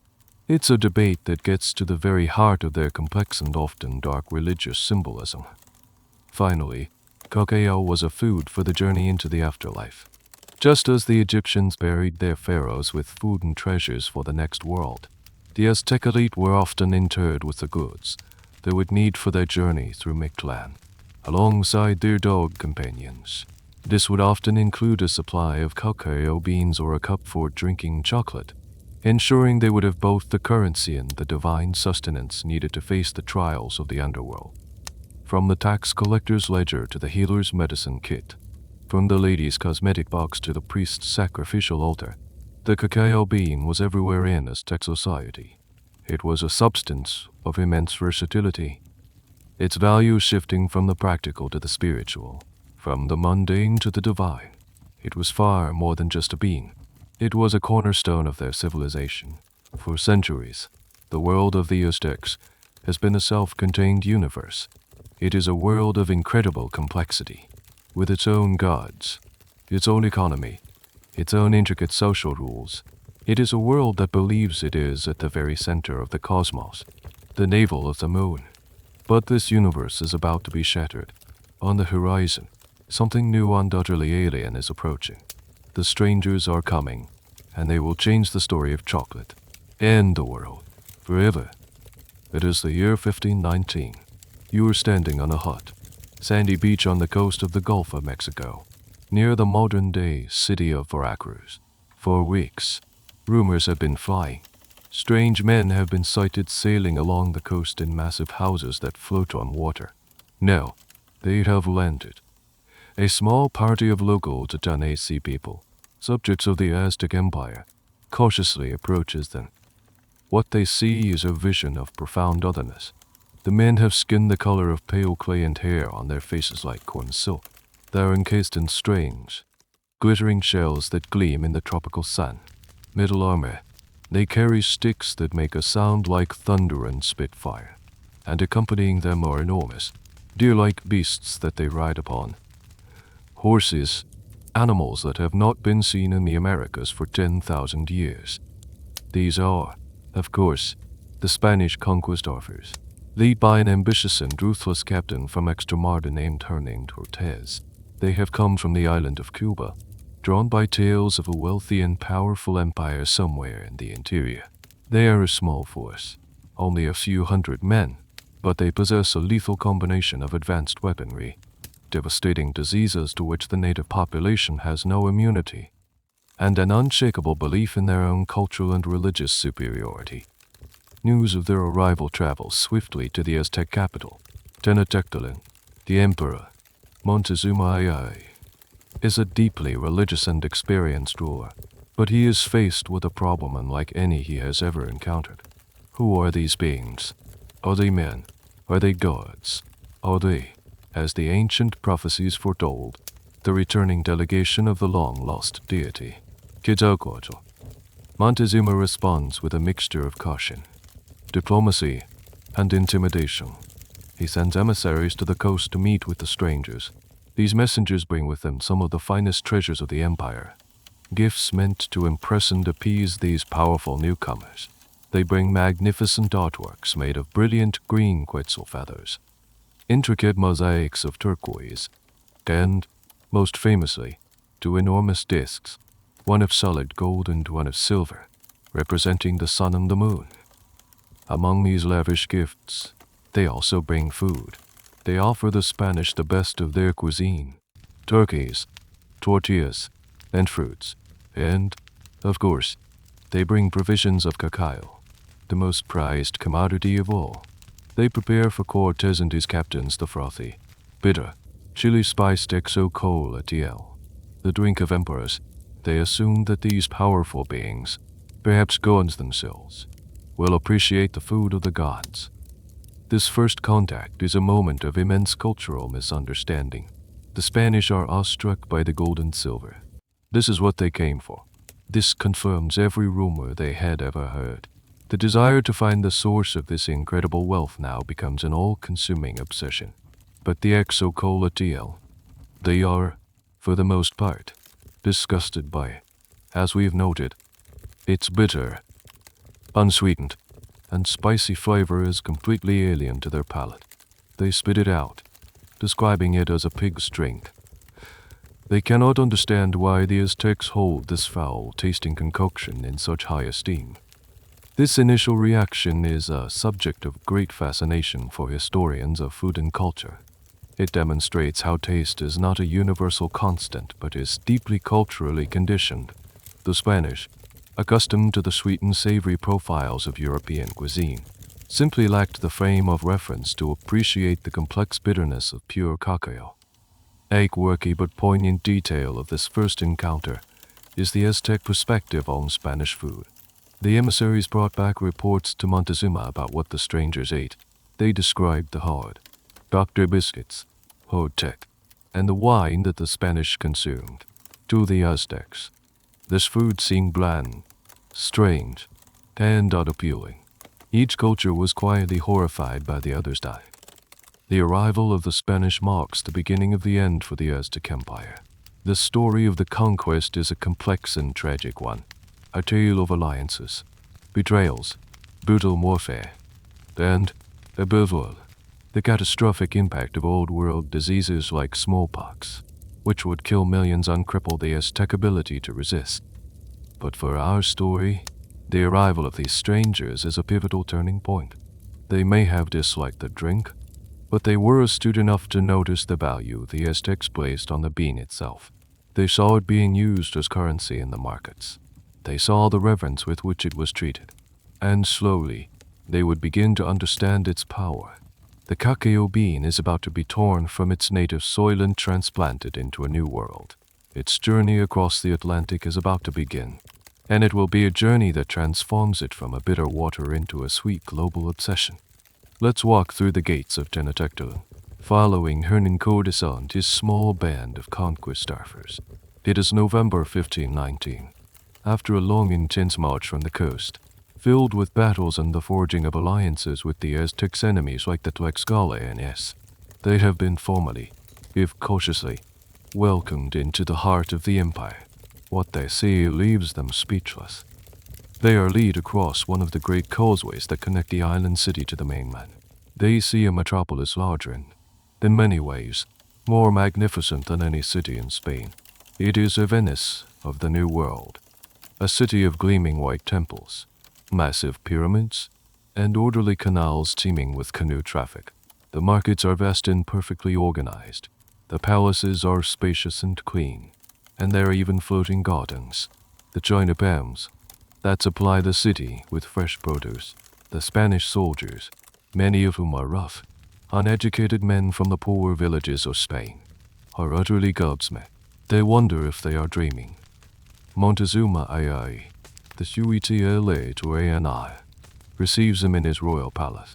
He is a tall, slender man in his 40s, with an air of immense dignity and authority. He is dressed in the finest cotton robes and wears sandals with golden soles. He treats the Spanish not as enemies, but as honored, if deeply unsettling, guests. They are housed in a spacious palace, attended by servants, and given everything they need. It is during this strange, tense period of cohabitation that the Spanish get a front row seat to the daily rituals of the Aztec court. And at the center of these rituals is the endless consumption of xocolātl. The emperor hosts a series of grand banquets for his Spanish guests. The chronicler Bernal Diaz del Castillo, who was there as a common soldier, described these feasts in vivid detail. He writes of a seemingly endless parade of dishes: roasted turkeys, ducks, venison, and dozens of other fowl. There are tamales of every variety, tortillas fresh from the griddle, and elaborate stews and sauces. The sheer abundance and variety of the food is astonishing, and throughout the meal, and especially after it, the servants are constantly bringing out the chocolate. This is where we get the famous image of Montezuma's golden goblets. Diaz del Castillo claims that for the emperor's personal use, the xocolātl was served in cups made of pure gold. He also asserts that Montezuma was served over 50 pitchers of the frothy drink during the course of a banquet. The drink was served to the other nobles and to the Spanish captains as well, though likely in the more traditional decorated gold cups. This constant serving of chocolate was a calculated act of political theater. Montezuma was using his most prized luxury good to perform his power. He was demonstrating to these strangers that his wealth was effectively limitless. The message was clear. Look at what I can afford to consume, to give away, to waste. I am the master of this land. It was a subtle but powerful form of intimidation through hospitality. One of the fascinating details Diaz del Castillo notes is the presence of women. He describes beautiful, high-status women serving the chocolate to the men, a task performed with grace and ceremony. He also mentions that after the men had finished eating and drinking, they would be brought pipes filled with tobacco to smoke, another sacred plant of the Americas. The banquets were a multi-sensory experience of feasting, drinking, and smoking, all designed to reinforce the power and sophistication of the Aztec court. But were the Spanish impressed by the drink itself? Not really. They were impressed by the manner in which it was served. The golden cups, the sheer quantity, but the taste remained alien and unpleasant to most of them. However, they were soldiers far from home, living in a tense and unpredictable situation. They would have noticed the effect the drink had on the Aztec warriors and nobles who drank it. They saw that it was a stimulant, something that produced energy and alertness. This leads to a quirky and much debated point. Did the Aztecs believe that xocolātl was an aphrodisiac? The Spanish certainly thought so. Several chroniclers claim that Montezuma would drink several pitchers of the beverage before visiting his wives. This idea of chocolate as a love potion was one of the first European myths about the substance. Is there any truth to it? Probably not. In a direct, pharmacological sense, cacao contains chemicals like phenylethylamine, which are associated with feelings of well-being. But there's no scientific evidence that it functions as a true aphrodisiac.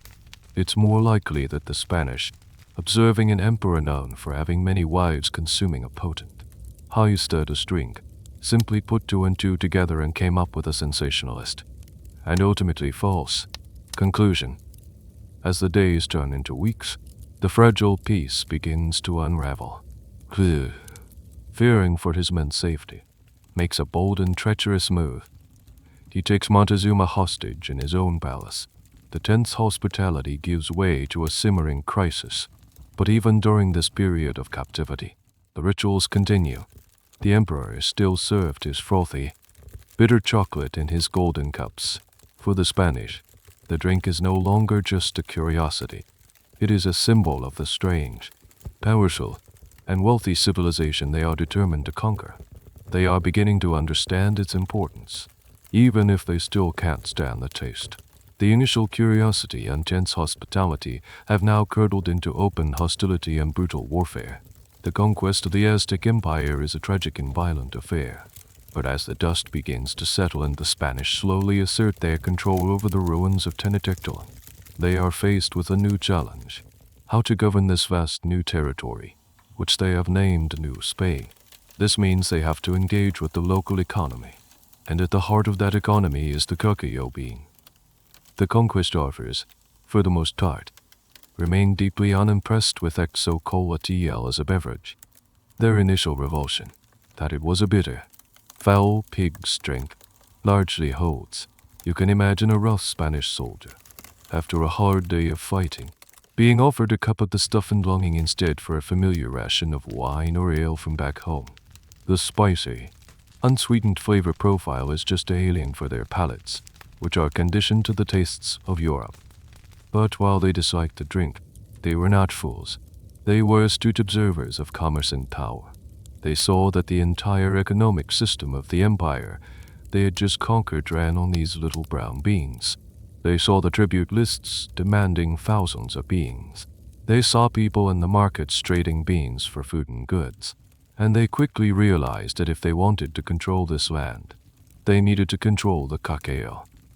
So, one of the first things the new Spanish authorities do is co-opt the existing tribute system. They simply replace the Aztec emperor at the top of the pyramid, the Spanish encomenderos, men who were granted control over tracts of land and the indigenous people living on them, begin demanding their tribute payments in the traditional manner.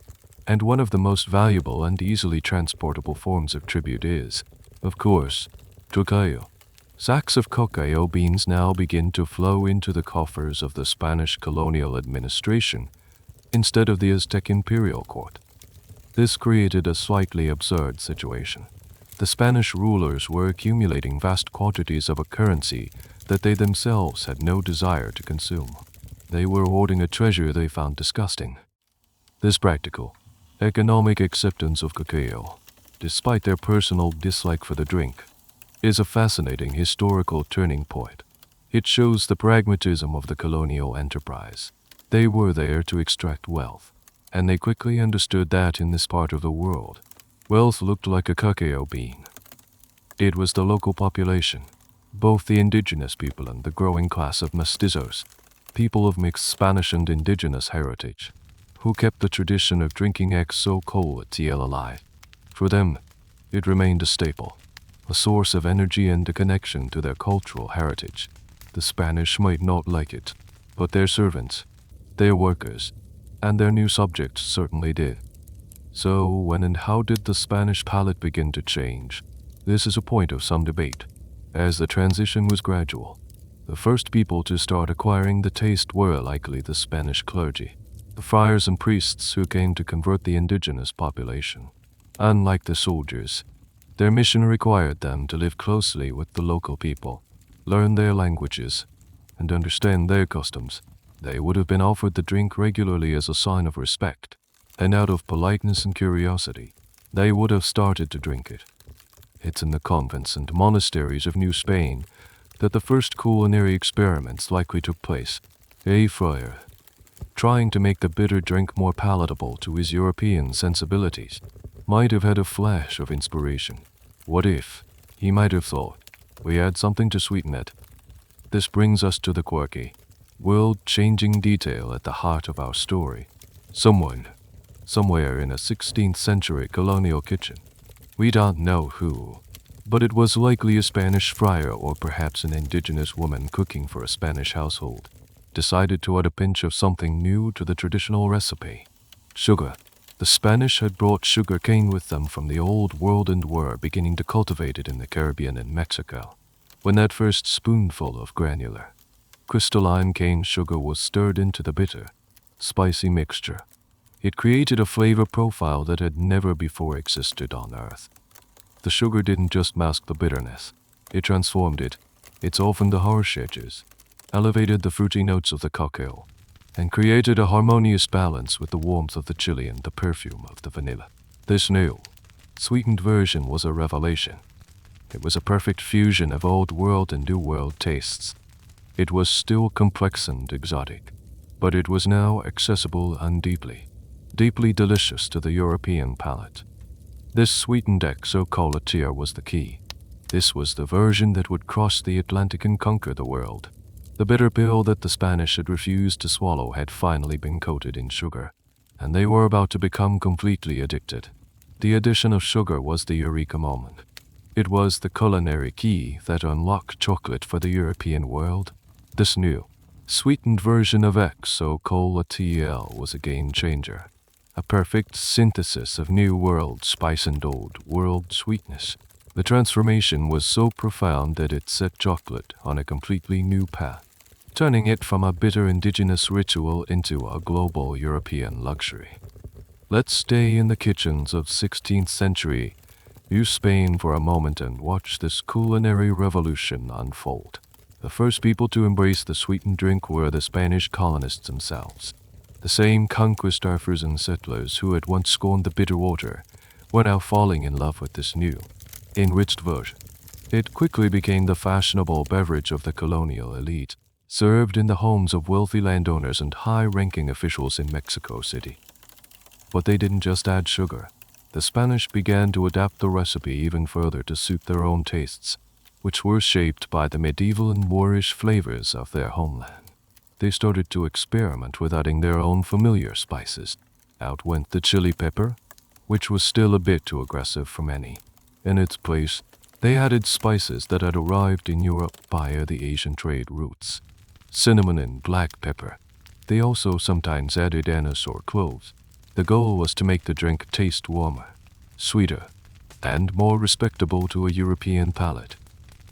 Another crucial change was the serving temperature. While the Aztecs often drank their chocolate cool or at room temperature, the Spanish developed a strong preference for serving it hot. This was likely influenced by their own tradition of drinking warm beverages like mulled wine. A cup of hot, sweet, spiced chocolate became the perfect morning drink or afternoon pick-me-up for the colonial aristocracy. This process of adaptation is a fascinating case study in culinary fusion. The core ingredient, cacao, was from the New World. The primary sweetener, sugar, and the new spices, like cinnamon, were from the Old World. The method of frothing the drink was an indigenous technique. The final product was a true hybrid, a child of two continents. This brings us to a quirky but important shift in the perception of the drink's properties. While the Spanish had initially been intrigued by the Aztec belief in chocolate as an aphrodisiac, they now began to view it through the lens of European medical theory, which was based on the ancient Greek concept of the four humors: blood, phlegm, yellow bile, and black bile. Doctors and scholars in Mexico began to write treatises on whether chocolate was hot or cold, wet or dry, and how it would affect the body's humoral balance. Some argued that it was dangerously cold and moistened, should be balanced with hot spices like cinnamon. Others argued the opposite. These debates, which seem bizarre to us now, were a serious matter, as doctors prescribed specific chocolate recipes to their wealthy patients to treat everything from melancholy to indigestion. The debate over the health effects of chocolate was intense. Was it a medicine or a vice? The clergy, in particular, were concerned. Since chocolate was a liquid, could it be consumed during a religious fast? This question was debated with incredible seriousness, with learned theologians writing lengthy arguments for and against. The final ruling, which came from the highest levels of the church, was that chocolate, being a beverage, did not break a fast. This decision was a huge boom for the drink's popularity, especially in the convents and monasteries where it had become a beloved indulgence. Slowly but surely, the original Aztec xocolātl began to fade from memory among the colonists. The bitter, chili-spiced, water-based drink of warriors and priests was replaced by a sweet, milky, as milk or cream were sometimes added, cinnamon-spiced hot beverage for ladies and gentlemen. The very nature of the drink was inverted. It was no longer a tool for stimulating the body for war or ritual, but a tool for comforting the senses in a quiet drawing room. This European makeover was a complete success. The sweetened drink was so delicious, so fashionable, and so addictively popular among the Spanish in the New World that it was only a matter of time before they decided to export this incredible discovery back home. The cacao bean, now fully dressed in its new, sweet European clothes, was ready to conquer its next continent. For the better part of the 16th century, chocolate remained one of the best-kept secrets of the Spanish Empire. The precious cacao beans, and the knowledge of how to transform them into the delicious, sweetened beverage, were guarded jealously. The journey of chocolate across the Atlantic was not a flood, but a slow, secret trickle, reserved for the highest echelons of society. The first beans to cross the ocean were likely brought back not as a commercial product, but as a curiosity. A returning conquistador or a traveling friar would bring a small sack of the strange beans back to Spain to show his family or his religious order. They would demonstrate the exotic new recipe they had learned in the colonies, mixing the ground cacao with sugar and spices. For those who tasted it for the first time in Spain, it was a revelation. There was nothing else like it in the European culinary world. It quickly became the secret indulgence of the Spanish royal court. King Philip I of Spain, a famously austere and pious ruler, was reportedly a great lover of the hot, sweet, spiced chocolate. It was served at the court in Madrid, a symbol of the immense wealth and power that Spain was extracting from its New World colonies. To be offered a cup of chocolate was to be admitted into the innermost circle of power. The Spanish nobility, always eager to imitate the royals, quickly adopted the habit. For decades, Spain managed to maintain a near monopoly on the chocolate trade. They controlled the source of the beans in Mesoamerica and the primary shipping routes across the Atlantic. They treated their chocolate knowledge like a state secret. This was not a product you could just buy on the open market in London or Paris. How did the secret finally get out? This is a point of some historical debate, with many competing stories and legends. There was no single moment, but rather a slow leakage of knowledge and supplies. One famous, though likely apocryphal, story tells of monks who, after learning the recipe in Mexico, sent cacao beans to their brothers in a Spanish monastery, who then began producing it. Another tale involves pirates. English or Dutch pirates who captured a Spanish treasure galleon were said to have found its hold full of strange brown beans. Not knowing what they were or how valuable they were, they supposedly burned the entire cargo, thinking it was some kind of sheep dung. A more plausible route was through royal marriages. When Anne of Austria, a Spanish princess, married the French King Louis XVI in 1615, she is said to have brought her love of chocolate and her personal chocolate-making servants with her to the French court. Similarly, when the Spanish Princess Maria Theresa married Louis XVI, the Sun King. She too helped to popularize the drink in the opulent halls of Versailles. At first, the French courtiers were skeptical of this thick, dark, strong beverage, but they soon acquired the taste. Another key vector was the network of Jewish merchants who had been expelled from Spain and had settled in cities like Amsterdam and Bayonne in France. Many had connections back in the Spanish Empire and were able to tap into the cacao supply chain, helping to spread the beans and the knowledge of their preparation throughout the rest of Europe. This brings us to a quirky detail. The cost. In the 17th century, chocolate was astronomically expensive. Cacao beans and, especially, refined sugar were rare luxury imports. The process of preparing the drink was also labor-intensive. This meant that only the very wealthy could afford it. It was the ultimate status symbol, far more exclusive than coffee or tea, which were also becoming popular at the time. A pound of chocolate could cost the equivalent of a skilled workman's wages for several weeks. As chocolate slowly made its way through the aristocratic circles of Europe, each culture added its own little twist. The French, famous for their culinary refinement, were known for making a particularly smooth and elegant version. The Italians also embraced it, especially in Venice, a city with a long history of trading in exotic spices. But for a long time, it remained a drink of the privileged few, a secret whispered in palaces and shared in gilded drawing rooms. The bean had completed its first great migration. It had crossed the ocean and found a new home in the courts of Europe. It was still a food of the elite, just as it had been in the Aztec Empire.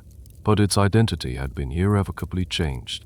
It was no longer the bitter, spiritual fuel of warriors and priests. It was now a sweet, decadent, and deeply fashionable secret, a symbol not of military might, but of aristocratic leisure. As the 17th century rolled into the 18th, chocolate began to seep out of the exclusive royal courts and into the public sphere, at least for those who could afford it. This transition was made possible by the birth of a new and fashionable institution, the chocolate house. These establishments, the ancestors of our modern cafes, became the epicentres of chocolate consumption and high society in the major cities of Europe, especially London. Let's transport ourselves to London in the early 1700s. The city is a bustling, chaotic, and often muddy place. The air is thick with the smoke from coal fires, but scattered among the narrow streets are these new, elegant establishments. You push open the door of a place like the Cocoa Tree or White's Chocolate House. The interior is a warm, welcome refuge. The air is filled with the rich, intoxicating aroma of sweet, spiced chocolate. The rooms are paneled in dark wood, lit by candles, and filled with well-dressed gentlemen sitting at small tables. These chocolate houses were exclusively male domains. They were, in essence, private clubs where men of a certain social standing could gather to conduct business, gossip, gamble, and, most importantly, be seen. They were centers of political intrigue. The two main political factions of the day, the Whigs and the Tories, each had their preferred chocolate house. White's was a notorious Tory stronghold, while the Cocoa Tree was a meeting place for Whigs. The political future of the nation was often debated and decided over steaming cups of expensive chocolate. The preparation of the drink in these houses was a performance. They had dedicated chocolate makers who would grind the cacao beans on site, often on a heated stone slab, just as it was done in Mesoamerica.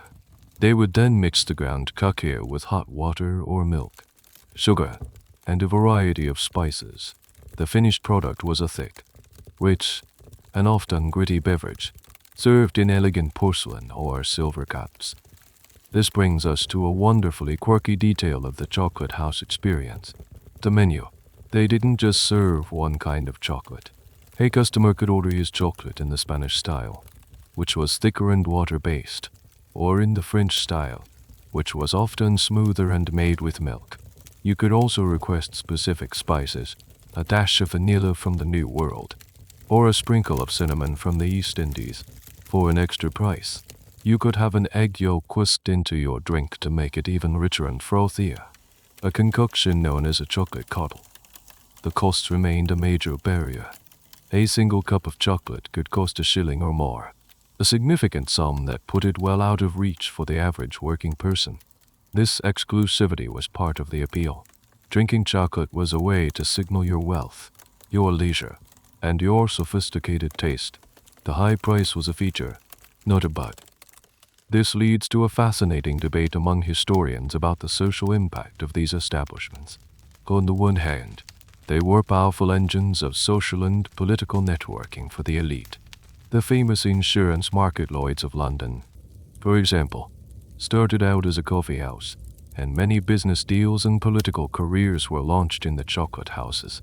On the other hand, they were also seen by some as dens of vice.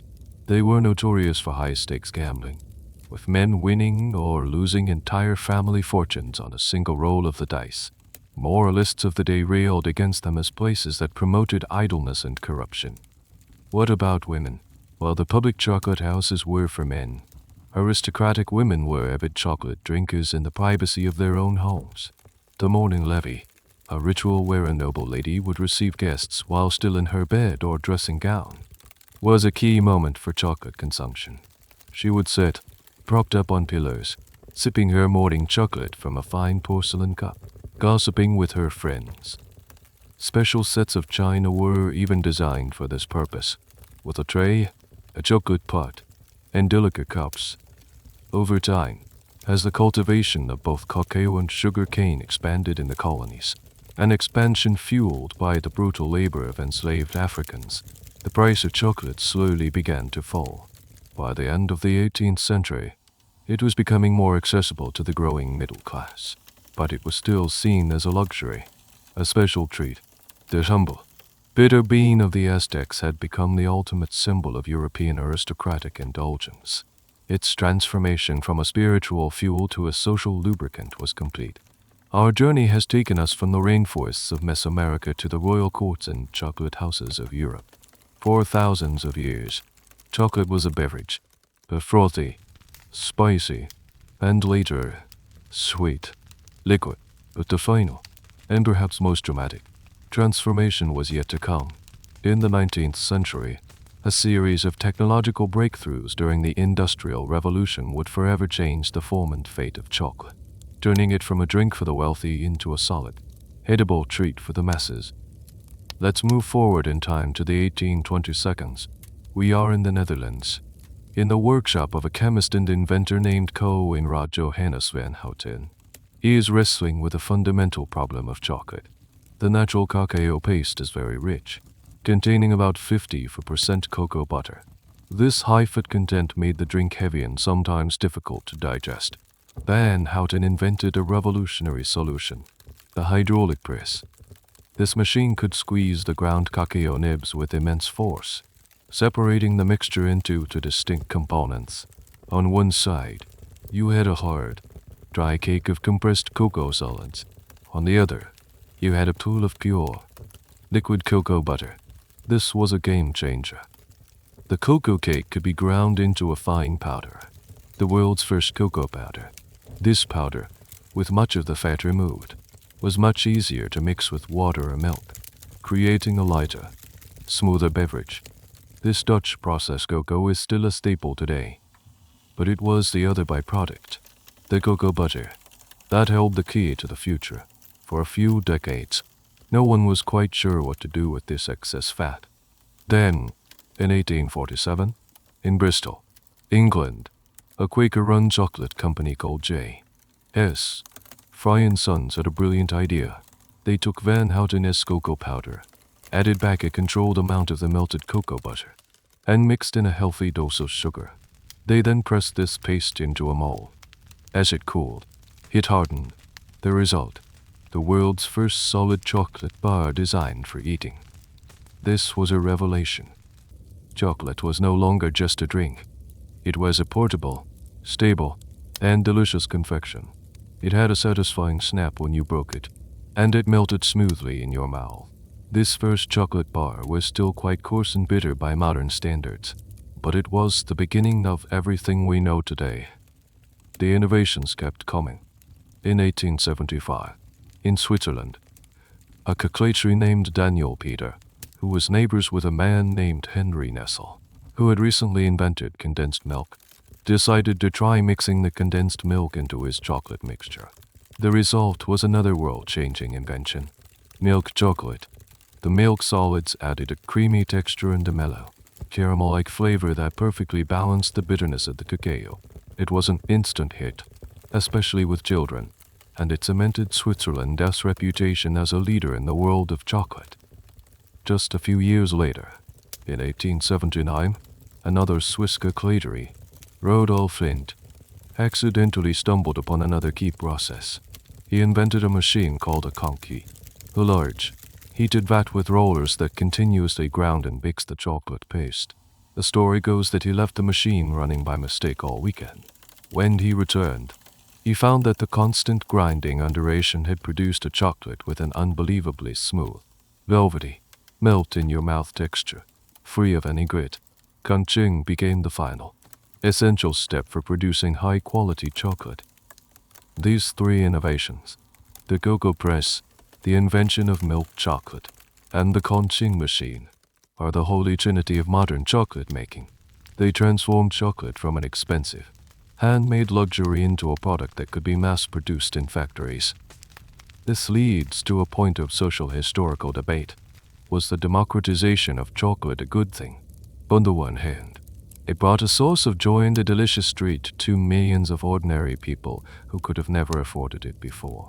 Companies run by Quakers, like Friss, Cadbury, and Rontriers, were often progressive employers who built model villages for their workers and saw their product as a wholesome alternative to alcohol. On the other hand, the soaring demand for cheap cacao beans fueled a brutal system of colonial exploitation and, in some parts of West Africa, slave labor on cacao plantations. A dark irony given the Quakers' abolitionist principles. The quirky detail in this part of the story is the speed of change. In the span of just about 50 years, from the 1822 to the 1872, chocolate's identity was completely rewritten. It went from a 3-0-year-old beverage tradition to a modern, solid, mass-produced candy. The ancient Aztec would not even recognize this new substance as being related to his sacred xocolātl. The bean was the same, but its soul had been reforged in the fires of the Industrial Revolution. The journey from the bitter water of the gods to the sweet candy bar of the people was finally complete. And so, our long journey through the history of chocolate comes to a gentle end. We've traveled from the humid rainforests of the ancient Maya, through the grand halls of the Aztec Empire, into the secret chambers of the Spanish court, and finally, into the clanking, steam-powered factories of the Industrial Revolution. We are left with a simple question. What does it all mean? How did a bitter, sacred ritual for the few become a sweet, common comfort for the many? The story of chocolate is, at its heart, a story of transformation. Every culture that touched the cacao bean left its mark, altering its taste, its form, and its meaning. For the Olmecs and Maya, it was a divine substance, a food for the gods, a gift from the underworld. For the Aztecs, it was all that and more, a symbol of military might, the currency of conquest, and the fuel for their elite society. It was a drink of power, profoundly savory and spiritual. When the Spanish arrived, they performed the first great act of culinary alchemy. By adding sugar, they inverted its soul. They took a bitter, stimulating, sacred beverage and turned it into a sweet, comforting, secular indulgence. They changed its purpose from fueling the spirit to pleasing the senses. This sweetened, hurt, European version became a symbol of aristocratic leisure and colonial wealth, a secret whispered in the gilded courts of Madrid and Versailles. Then came the Industrial Revolution, the second great transformation. The inventors and entrepreneurs of the 19th century took this elite liquid and solidified it. Van Houten, Freud, Peter, Lindt, these men were the new high priests of cacao. Their machines, the press and the conchi, became the new mutates. They democratized chocolate, turning it from a hand-made luxury into a mass-produced candy bar available to almost everyone. They made it a food of the people, This brings us to one of the final and most interesting debates among food historians and cultural critics. In this long journey from sacred bean to candy bar, what has been lost and what has been gained? On the one hand, something profound has certainly been lost. The original xocolātl was a beverage of immense complexity and power. Its bitterness was not a flaw but a feature, a testament to its purity, its connection to ritual, to the divine, and to the very lifeblood of an empire gave it a depth and a meaning that a modern candy bar simply cannot possess. We have lost that sense of reverence, that understanding of chocolate as a potent, almost dangerous, substance. On the other hand, what has been gained is accessibility and pleasure. The sweetness and smoothness of modern chocolate have brought joy and comfort to billions of people. It has become a global symbol of love, celebration, and simple, everyday happiness. It is a source of solace in sad times and a part of our most cherished memories. You could argue that by making it a food for mortals, we have, in our own way, made it even more powerful. A quirky detail to ponder is how the ancient and modern worlds of chocolate still coexist. Today, there is a growing bean-to-bar craft chocolate movement that, in many ways, seeks to reclaim the spirit of the original. These xocolātls focus on the origin of the beans, the specific flavors of different regions, and a less sweet, more complex taste profile. They are, whether they know it or not, channeling the ancient Mesoamerican respect for the bean itself, treating it not as a mere ingredient, but as the star of the show. So, the next time you unwrap a piece of chocolate, take a moment before you bite into it. Think of the journey it has taken. Think of the Mayan lord sipping from a painted cup, the Aztec emperor drinking from a golden goblet, the Spanish princess sharing her secret at court, and the Victorian factory worker marveling at the first solid bar. In your hand, you hold a piece of history. You hold a substance that has been a god, a currency, a medicine, a luxury, and a comfort. It is a food for both gods and mortals. Its story a perfect blend of the bitter and the sweet. And now, as our story ends, the air grows quiet. The rich aroma of cacao seems to fade, replaced by the soft, gentle scent of the night. Let the images dissolve. The green Rhine forest, the torch-lit Aztec hall, the steam-filled factory, all melting away like chocolate on a warm tongue. Allow the journey to recede into the soft landscape of your mind, leaving behind only a sense of peace and contentment. There are no more spices to analyze, no more historical debates to ponder. There is only the stillness of your room and the gentle pull of sleep. Let the stories end be a quiet comfort, a sweet and simple finish to the day. Allow your thoughts to drift, to soften, to melt away, as you sink into a deep and restful peace. The end of the article. Good night.